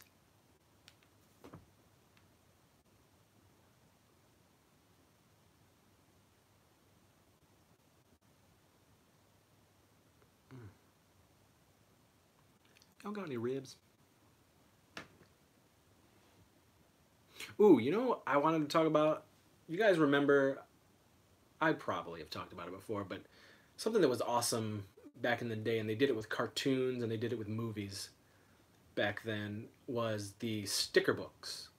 And I vividly remember the Ghostbusters 2 movie sticker books. You could get them at grocery stores, and they came with the packs that you always bought. The packs were like, I don't know, 50 cents, 25 cents, whatever. They kept going up. But the book itself was like maybe $1.25. And they had stickers, and they were full color, and you put them in the little slots they go in, the squares, or wherever in the sticker book, and it told the story of the film. The Ghostbusters 2, I remember I had to get a couple of them because I would put those stickers, on my dresser or anywhere in my room, because I just didn't want it in the sticker book. I wanted those stickers as well to put all over the place. But that stuff was great, and they just don't do it anymore. They haven't done that in a long time. Like the title of a movie theme song for soundtracks. They don't do that anymore either, which was amazing. It was, thinking back, how cheese-filled is that? It's magical. But I loved it, and I loved it. I wish they did that, man. Adam, I have to get going now. A very fun show as usual. This is my fave channel on YouTube, so keep the videos coming. Have a great night. Thanks, Adam. Thank you for coming. I'm coming at the gym. I'm coming when I'm doing my hair. I'm coming when I'm lifting. I'm coming when I'm surfing. I'm coming when I'm teaching children. So you can see why I'm in heaven, right? I'm always coming. So I'm in heaven.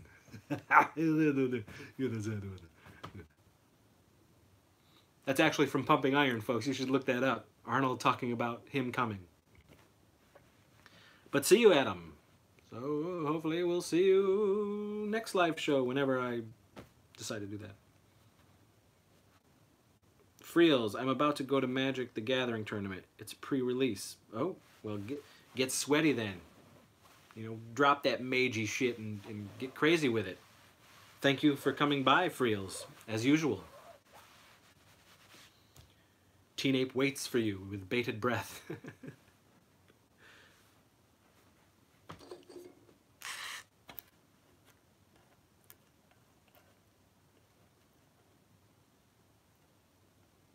We really got to get going. I don't know why we haven't done our big show on 80s toys yet, and what we loved and what we had and what we want again. We gotta get on that. That should probably be a two-parter, because there's a lot to talk about. Indeed.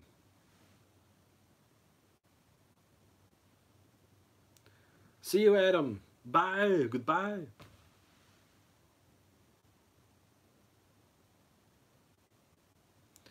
Jimbo, I remember working at the theater watching the Blair Witch Project late after they closed with coworkers. Creepy walk to the car.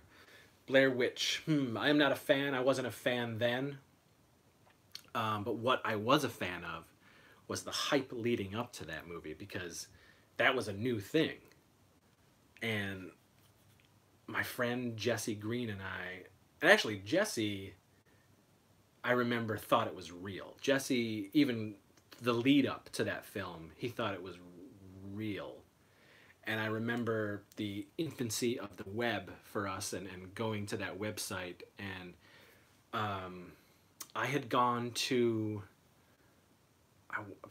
well, back then it was Fangoria Weekend of Horrors, because that was the biggest, other than Chiller, that was the biggest con going at the time, all the Fango shows. And that's the first stuff that I went to from 93 on, until Fango stopped, and then I went to a bunch more. But so at that 99 Fango show, I remember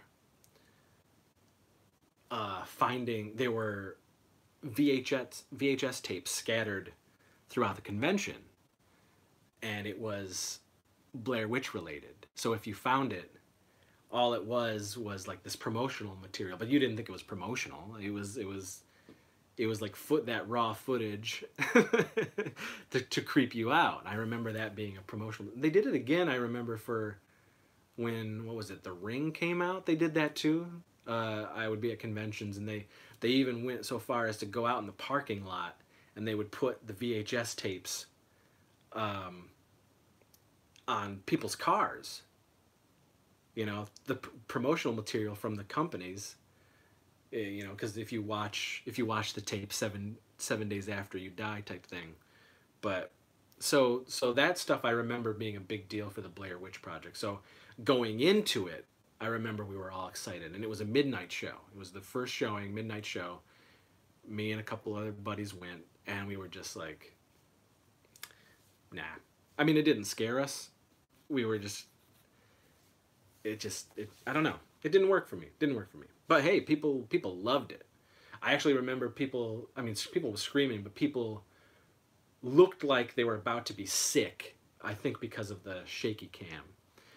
And I was used to it, because I was already making movies. I was 10 years into making crappy, comedy horror flicks at that time. I was used to the shaky, terrible camera.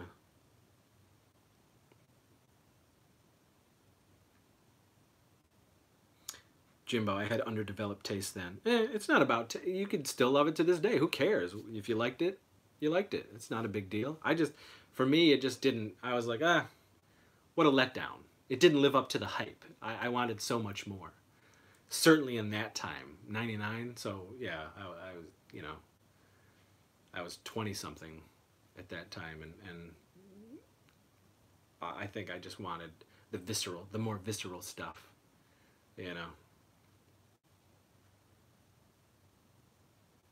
Tyra, I always wanted a Millennium Falcon. That was one of the big toys I got, and I still have. I still have my original Millennium Falcon. It is over there.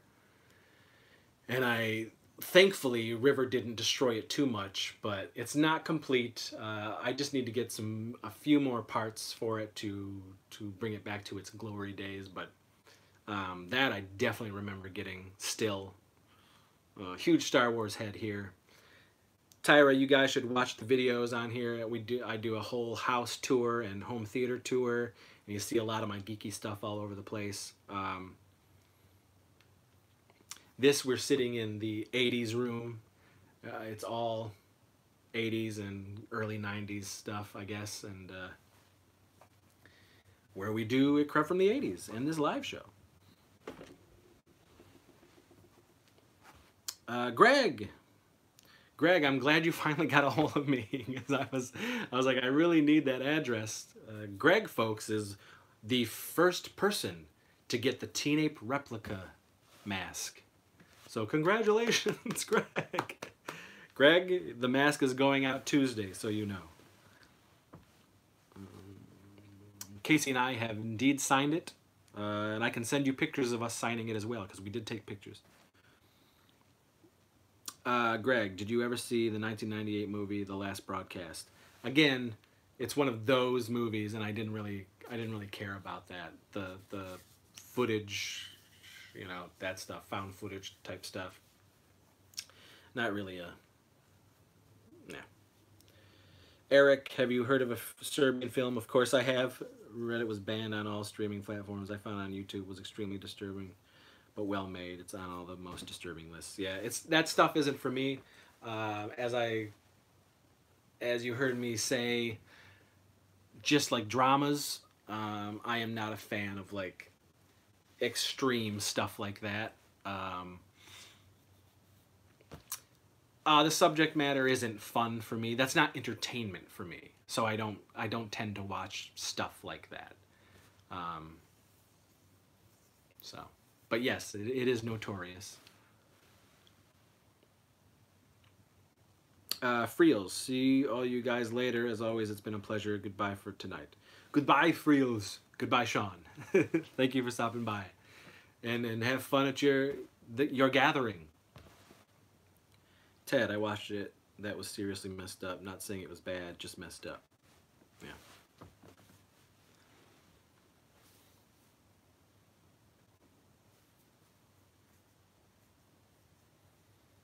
And again, sorry folks, for people who are here now, there's always a lag. So if I don't get to say what your question was right away, it's because there is a lag here at home. And there has been since we started doing this live show. So.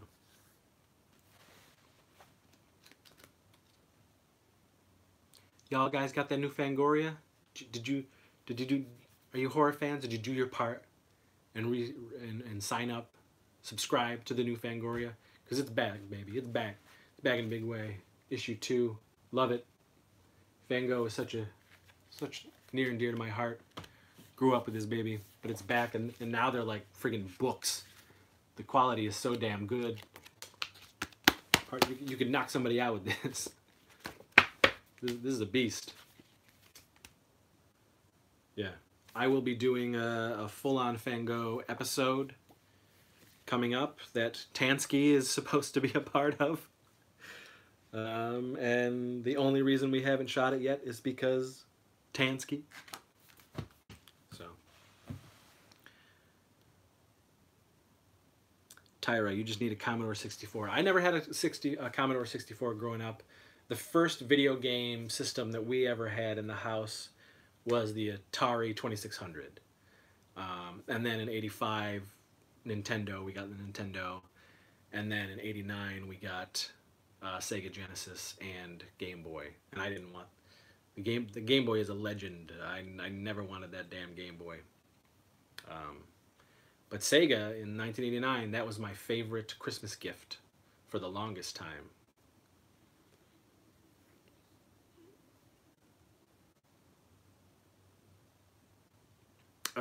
Jimbo, what are your thoughts on Bird Box? Just wondering. I didn't even watch it. I know what it's about. A bunch of friends in the group ended up watching it, and they were like, Chris, don't even bother. Knowing me, they knew if I would like it or not, and they were just like, don't worry about it. So I haven't watched it. Perhaps one day when I'm maybe, that seems like a good sick day movie, when I'm just down and out and I just want to curl up and watch anything and everything, doesn't matter what.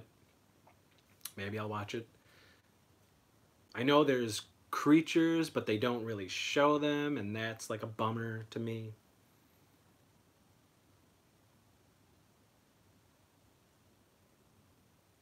Greg, did you ever see the movie Weirdsville? It's a movie I really enjoyed. No, I know what you're talking about.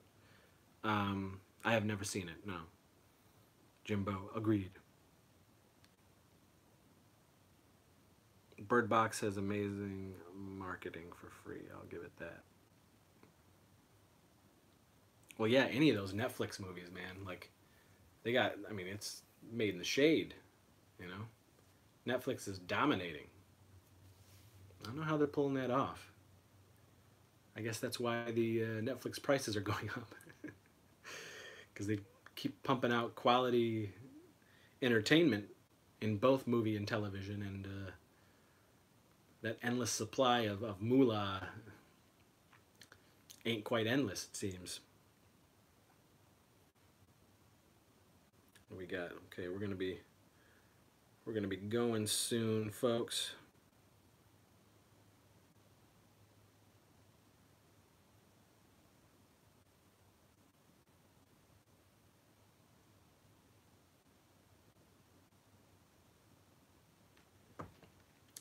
So what do you guys want to talk about? Ghostbusters, right? Oh yeah, yeah. I mean, man, that's our culture. That's our society now. Idiots. Straight up idiots. I don't get it, man. People do dumb shit. We've all done dumb shit, but come on. I weep for my son. And that's not even a joke. I actually I will lay in bed at night and just not be able to sleep because I am worrying about so many things, both in my life and the future of my son. Like, whew, being a parent is something else. It's good and it's bad. It's Leo, gotta run. We'll try to catch more live streams. Thanks, man. It's good to see you.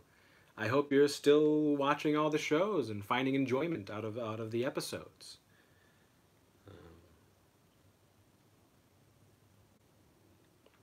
And just to let everyone know, as I said, I am not going to be busting out movies anymore for people to get unless you're at a convention, other than like right away. It's the last stuff I'm going to be really doing for people to get. So get a hold of me, warlockhomevideo@gmail.com. We just are about to put out the movie we shot over 2 years ago, Death of Lantern, the remake, on Blu-ray, and that's really the last movie we made and the last thing that's I don't, for a while, but yeah, so get at me. But anyway, blah. Thank you, Leo. The inspiration, as far as the name is concerned, for Leo DeChamp. Leo DeChamp. Thanks for all your thoughts and your time. Gotta put the kids to bed. I'll check the other videos out soon. Thank you, Jimbo.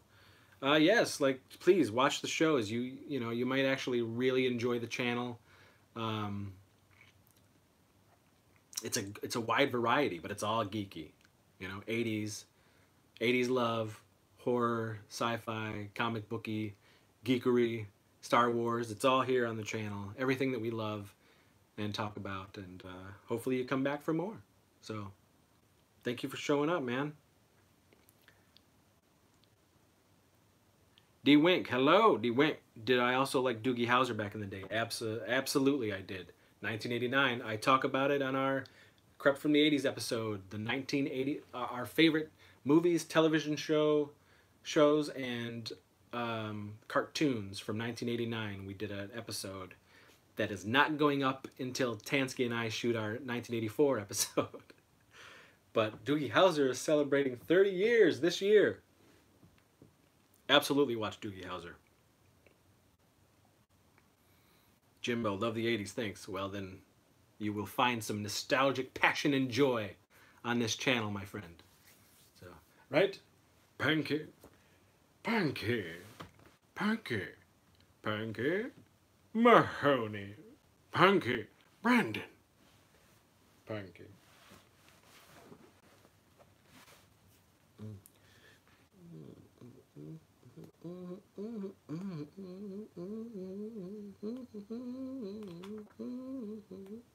Then you guys find yourselves in the Cincinnati, Ohio area in the middle of March. Some of us we're going to be at the Horror Hound Weekend. It's a great convention. You should check it out. We're going to be rocking and rolling there. Maybe Teen Ape himself will be there. Who knows?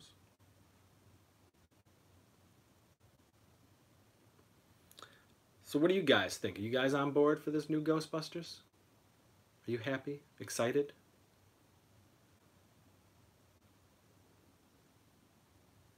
Greg, did I ever wish I had secret passages in your house like Webster?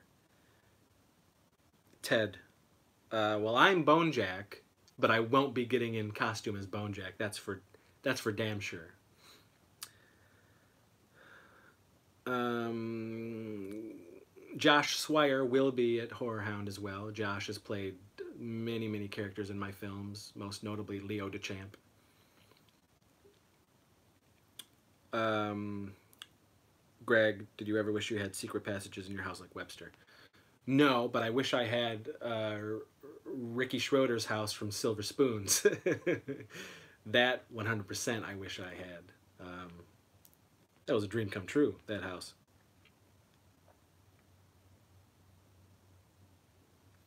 I have to ask who came from Dayton, Ohio. I giggle every time I hear it. Dayton, I mean, that's a inside joke. Dayton, Ohio is just a dust bowl. But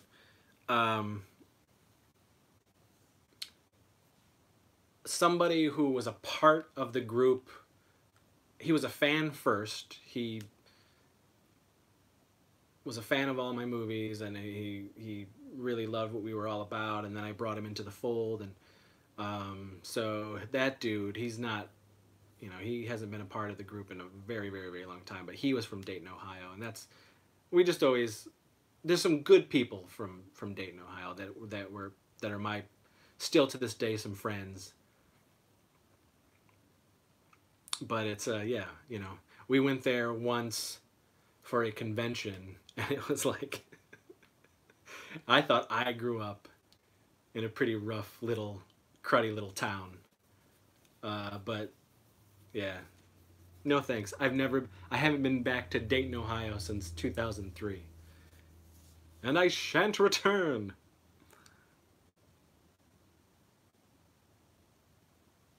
Tony boys, the Bone Jackalites will miss you in Cincinnati. Well, no, I'm right there. I'm there. I'll certainly do the voice for people who show up, but I'm not getting in costume. And neither is Casey. Casey isn't getting in costume as Teen-Ape, but I'm just saying he, who played Teen-Ape, my cousin Casey, he will most likely be in Cincinnati as well at the convention. Whew! I can hear that. I can hear the wind in the willows. It's gustly. The Winter Warlock is busting out his sweet powdery cream all over us. Upstate Western New York. I can hear it out there. Looks like I'm gonna have to get back out there and shovel.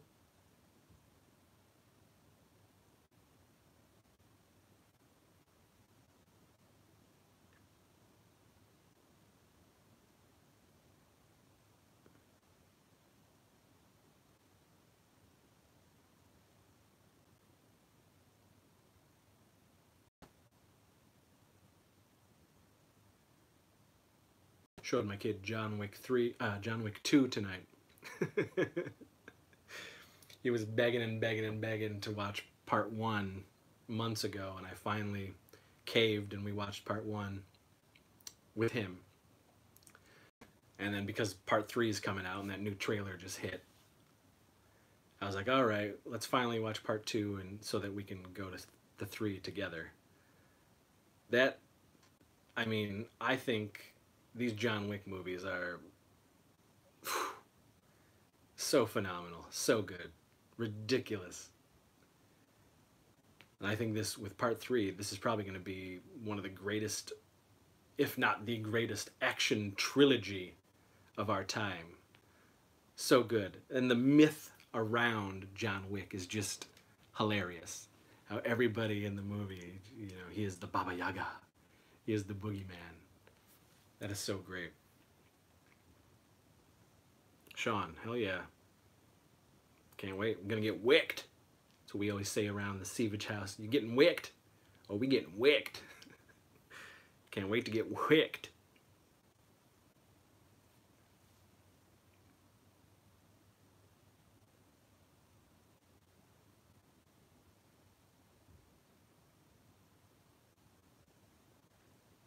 Sean, the economy of John Wick confuses you. Why is that? As far as what? The sweet little coin the assassin coins they have.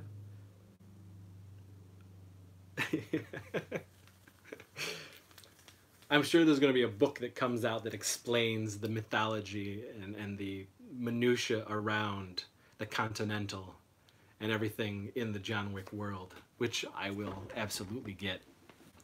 I'd be all for that.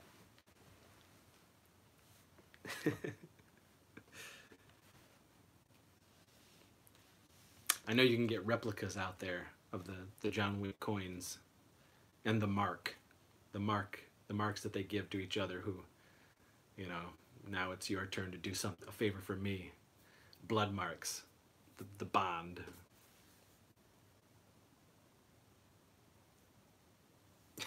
Ted, it is just a magic coin. Yeah, it's like Mario. All those coins, that's just magical. You collect those coins, you get some magic. It's whatever those assassins want it to be. You just lay one down. That's for the drink. Lay one down. Yep. Dispose of that body.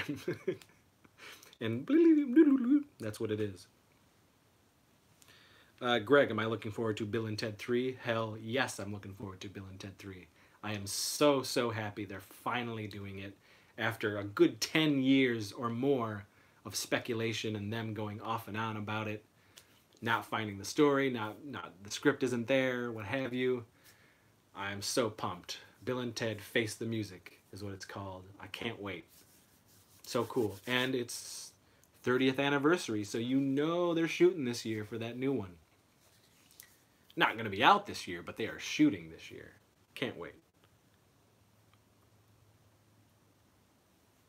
Yes, one coin equals one request. Whatever that request is, that's the coin. Huh? If it's a really big request, maybe they got to put down a few coins. 3 or 4. You know? I want to go to Disneyland, unfettered. Every ride, straight up, just me. Here, don't spend it all in one place. Now, get me to Splash Mountain. No lines. Fuck Express.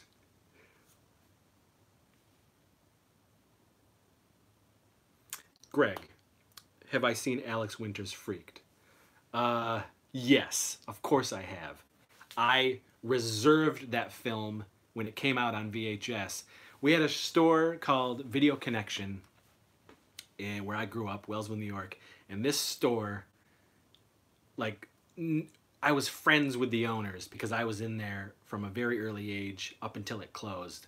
They loved me, I loved them. So I was able to, they always treated me like gold. I shot some of my stuff there throughout the years. But any new movie that I thought was going to be, you know, blow my mind, I got to reserve first. Not only that, but they would give me the posters when they were done with them, and when the cases were done, or if a case ripped or something from the actual sleeve, they would give me the VHS sleeves as well. So I had those too. But the original title was Hideous Mutant Freaks. And I knew that because I was following it in the pages of Gore Zone. But hell yes. And I was a fan of The Idiot Box, which was Alex Winter's television show on MTV before they made Freaked. So I love that humor. It's absurdist, weird, stupid humor. So absolutely, absolutely.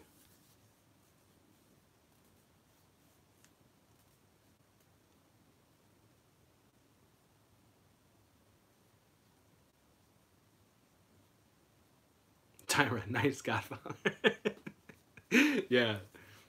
Yeah, that wasn't a Godfather. That was the stereotypical New York day. Hey, Tony Danza. Hey, Angela. Jonathan. Samantha. Mona. Angela. I love Who's the Boss. Who doesn't love Who's the Boss? You know, that grinds my niblets. You know, people can kiss my grits, but there's no season 2 on of Who's the Boss on DVD. What's that about? Why? It's so bizarre. We're left with season 1 of Who's the Boss on DVD, and it's been languishing alone without its other seasons to keep it warm. Terrible. That's a travesty. Who's the Boss was one of the greatest 80s television shows of all time.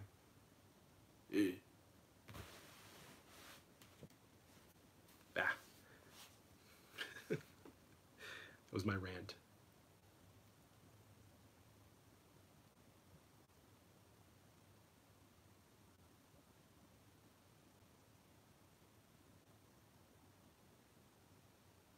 You know, that new Terminator film comes out in November as well, of this year. I'm pumped for that too. You know, everyone, I don't know why everyone has to be so negative. Regardless of what the last one did for them, if they happen to like the last one, if not, who cares? The fact that there's going to be another one should give you some sort of like, okay, like another shot. But people are just so negative about everything before they even see anything. Not me. I'm so glad I'm me. I'm, you know, I'm childishly optimistic and in awe of things that I loved and things that I still love and the things that are still coming out. It just, there's no need to be so negative. You may not have liked the last few Terminator films, and that's fine. But I gave them all a shot, you know? This next one has Linda Hamilton back. James Cameron is actually producing it. Tim Miller, who co-wrote and directed Deadpool, is directing. Arnold is back, of course. It's in continuity. It's taking place after Terminator 2. So they're wiping away the timeline of 3, 4, and whatever. That's exciting to me. That's exciting to me. I'm November, man. Sean, I actually really did too. Greg, there's no season 3 of The Adventures of Pete and Pete out either. That might be my favorite Nickelodeon show. Agreed. Yeah, again, it's weird like why certain shows just stop. And I can't imagine it being because like, oh, you know, Pete and Pete season 2 didn't make as much when we released it. So why put out a 3? That's bullshit. Both those Pete and Pete's are, come on. That's not my favorite Nickelodeon show, but it's right up there. I would say it's in my 3. The trilogy of my favorite Nickelodeon shows would probably be Salute Your Shorts, Pete and Pete, and then Ren and Stimpy, for sure. Tyra, are you a Firefly fan? Firefly fan? Hell yes. Brown coat, proud. Proud brown coat.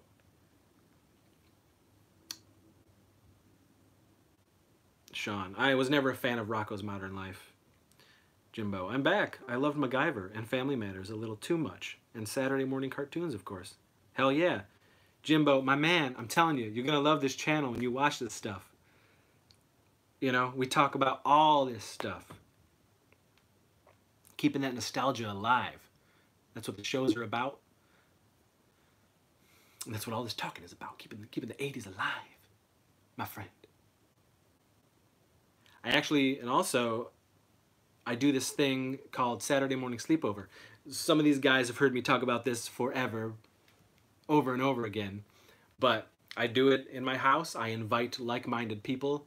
We do it on a special Saturday here and there. I put this event together where we watch about 10 to 12 hours of nothing but 80s and early 90s cartoons, television shows, commercials, and music videos that I edit all together in, you know, in like a 10 to 12 hour span.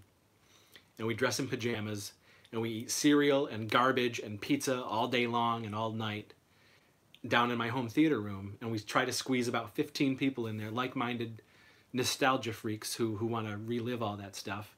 And we do it. And it's, you know, every couple of months here and there throughout a year that I do. It's called Saturday Morning Sleepover. And it's part of keeping that child alive, keeping that magic of the 80s alive. Chris is at every single one. So you should talk to, you know, you want to join in the craziness, come on by. Saturday Morning Sleepover. It's a gas, man. It's wild. It's crazy. It's rad. Totally rad. It is rad. It's awesome. Greg, did I see Donkey Lips in the movie Evolution? Of course. Donkey Lips has a show. Donkey Lips does his own YouTube channel as well. The reason I have Salute Your Shorts on DVD is because I bought it from Michael Ray Bauer, Donkey Lips himself, and he also sent a autographed picture of himself with it. But he's really easy to talk to. He will talk to any fans. He just doesn't matter. He just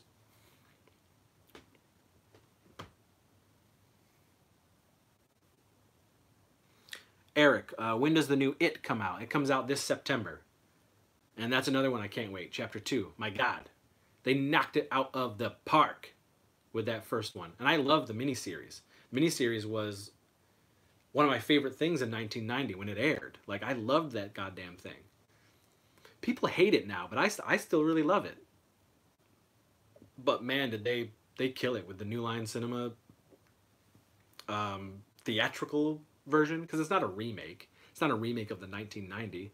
It's just an adaptation, a motion picture adaptation of Stephen King's book. And they did a fantastic job. So I can't wait. And I'm glad that they, being, you know, the person I am, I'm glad that they moved the timeline from the 60s to the 80s for the motion picture. I love the 60s timeline. That's great. But, you know, what's going to appeal to me more? But truth be told, my favorite decades are the 1980s, followed by the 1950s. So, and then going into the early 60s.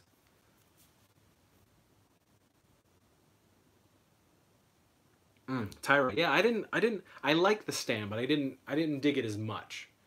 I remember when it first watching it, when it aired, I found it to be a real drag. Not as like, it was slow for me. It was very slow for me. But I mean, we have The Stand. It's one of my wife's favorite miniseries.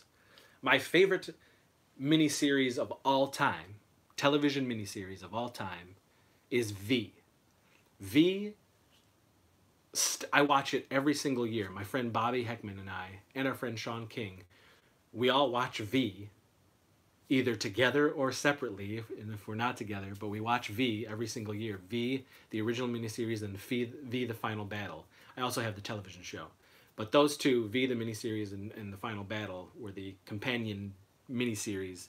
But 1983, that was a giant thing in our household. Like, I remember my family genuinely being excited for V.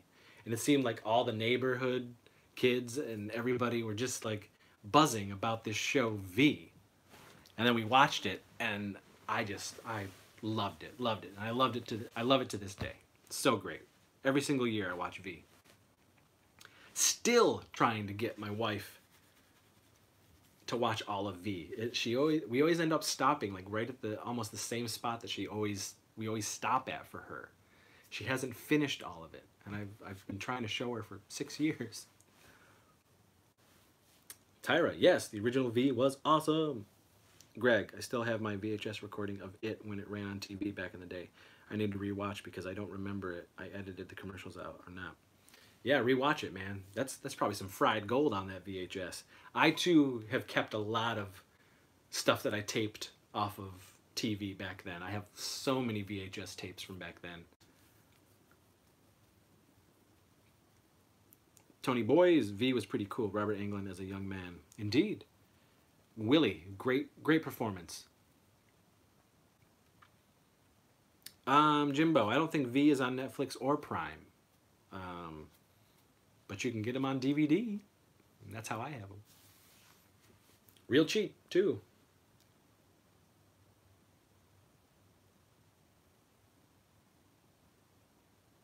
Damn, that show is so good.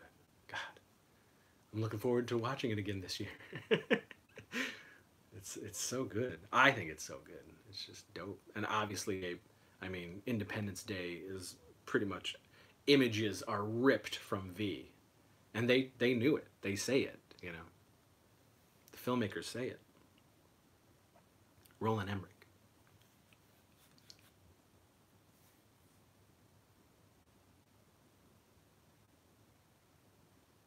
All right, guys, in about 10 minutes, I'm closing this down. It's time to go be with the family.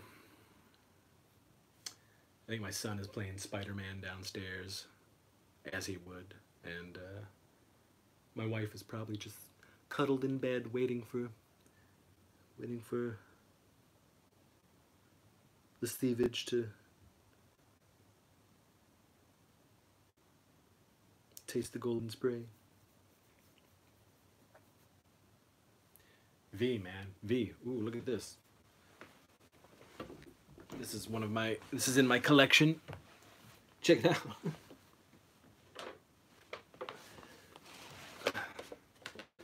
This is my V action figure. From LJN. It's intense, right? Has not been opened. 1984. I also got my buddy Bobby one of these as well for a Christmas present a few years ago, and he flipped out because we're V heads, man. You got some V going on over there. I got some V stuff downstairs. Love it.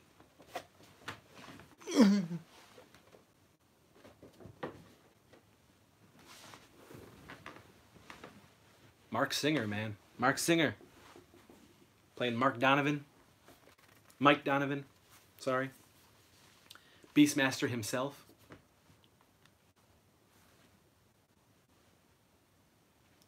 Jimbo, the snowpocalypse of 2019. Yes, it has indeed hit Rochester. It hit late last night and it's been going ever since. But, you know, upstate New York. All right, we're looking at about 5 more minutes, folks, and then I'm out. As I said, next Saturday, I'm doing a Saturday morning sleepover, so I will not be doing a live show.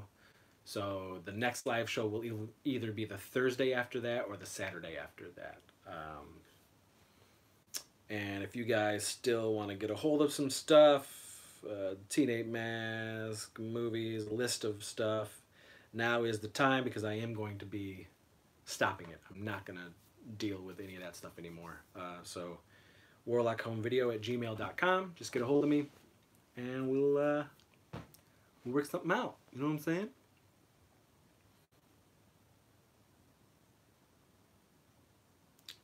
Greg, I know I watched V, but I really don't remember any of it because I haven't seen it since then. But was there a scene where a guinea pig was consumed? Yeah, the visitors, as the V means visitors. The visitors would eat rodents, small woodland creatures, and they had them in their own cages on the ship, and they would like. So the main sexy visitor, Diana, in a very famous scene, she took a guinea pig, a giant guinea pig, and her mouth goes, and she just shoves it down her throat. It's hilarious. Sean, thanks for going live, man. Well, thank you guys for coming again. I want you to please you got to check it out. You to go to the YouTubes, you to do it. It's fantastic. You got to watch the clip of Arnold talking about coming, and it's coming in the gym. He's coming, and when he's surfing, he's in heaven, right?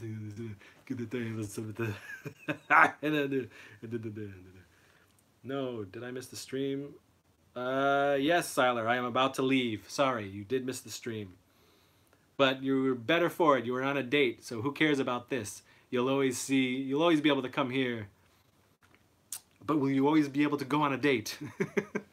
So you know, enjoy the afterglow of that date. And you can watch this back.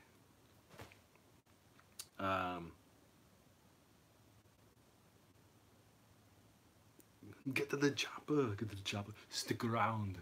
Bennett.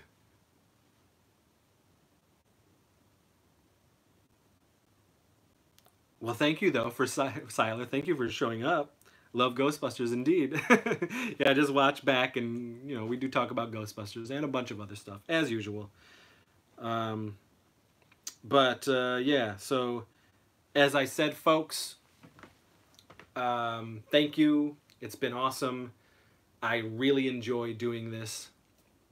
It's a fun part of this channel for me, not just creating the shows that's on the channel, but these live shows have been real helpful. And it's been great to see returning people and some new people, and it's always just fun to talk about stuff we love to talk about it, and to get to know all you guys. It's a part of the channel that we are most excited about. Me, Tansky, and Ruby and Carrie and everybody involved in the channel is that growing the community of like-minded freaks and weirdos and geeks, and we can just hang out and talk about all this stuff and have fun and get to know each other, and we want it to grow. So thanks again. It's always awesome. Brings a huge smile to my face and makes me happy, and I'm glad. I hope you guys enjoyed it as well. And we will see. I will be posting on the social medias. We've got Instagram at WarlockHVN. The Twitter is The Sievage. And then Facebook is Warlock Home Video Network. You can get a hold of me all on those, here, there, wherever. And of course, warlockhomevideo@gmail.com. That is my email address. You can holler at me. Sometimes I see things, sometimes I don't. I check my spam every now and again because they end up in there. I don't know, but so anyway, so until next time, thanks for coming by, folks, and I am going to go probably pour various things on my sores and leisure.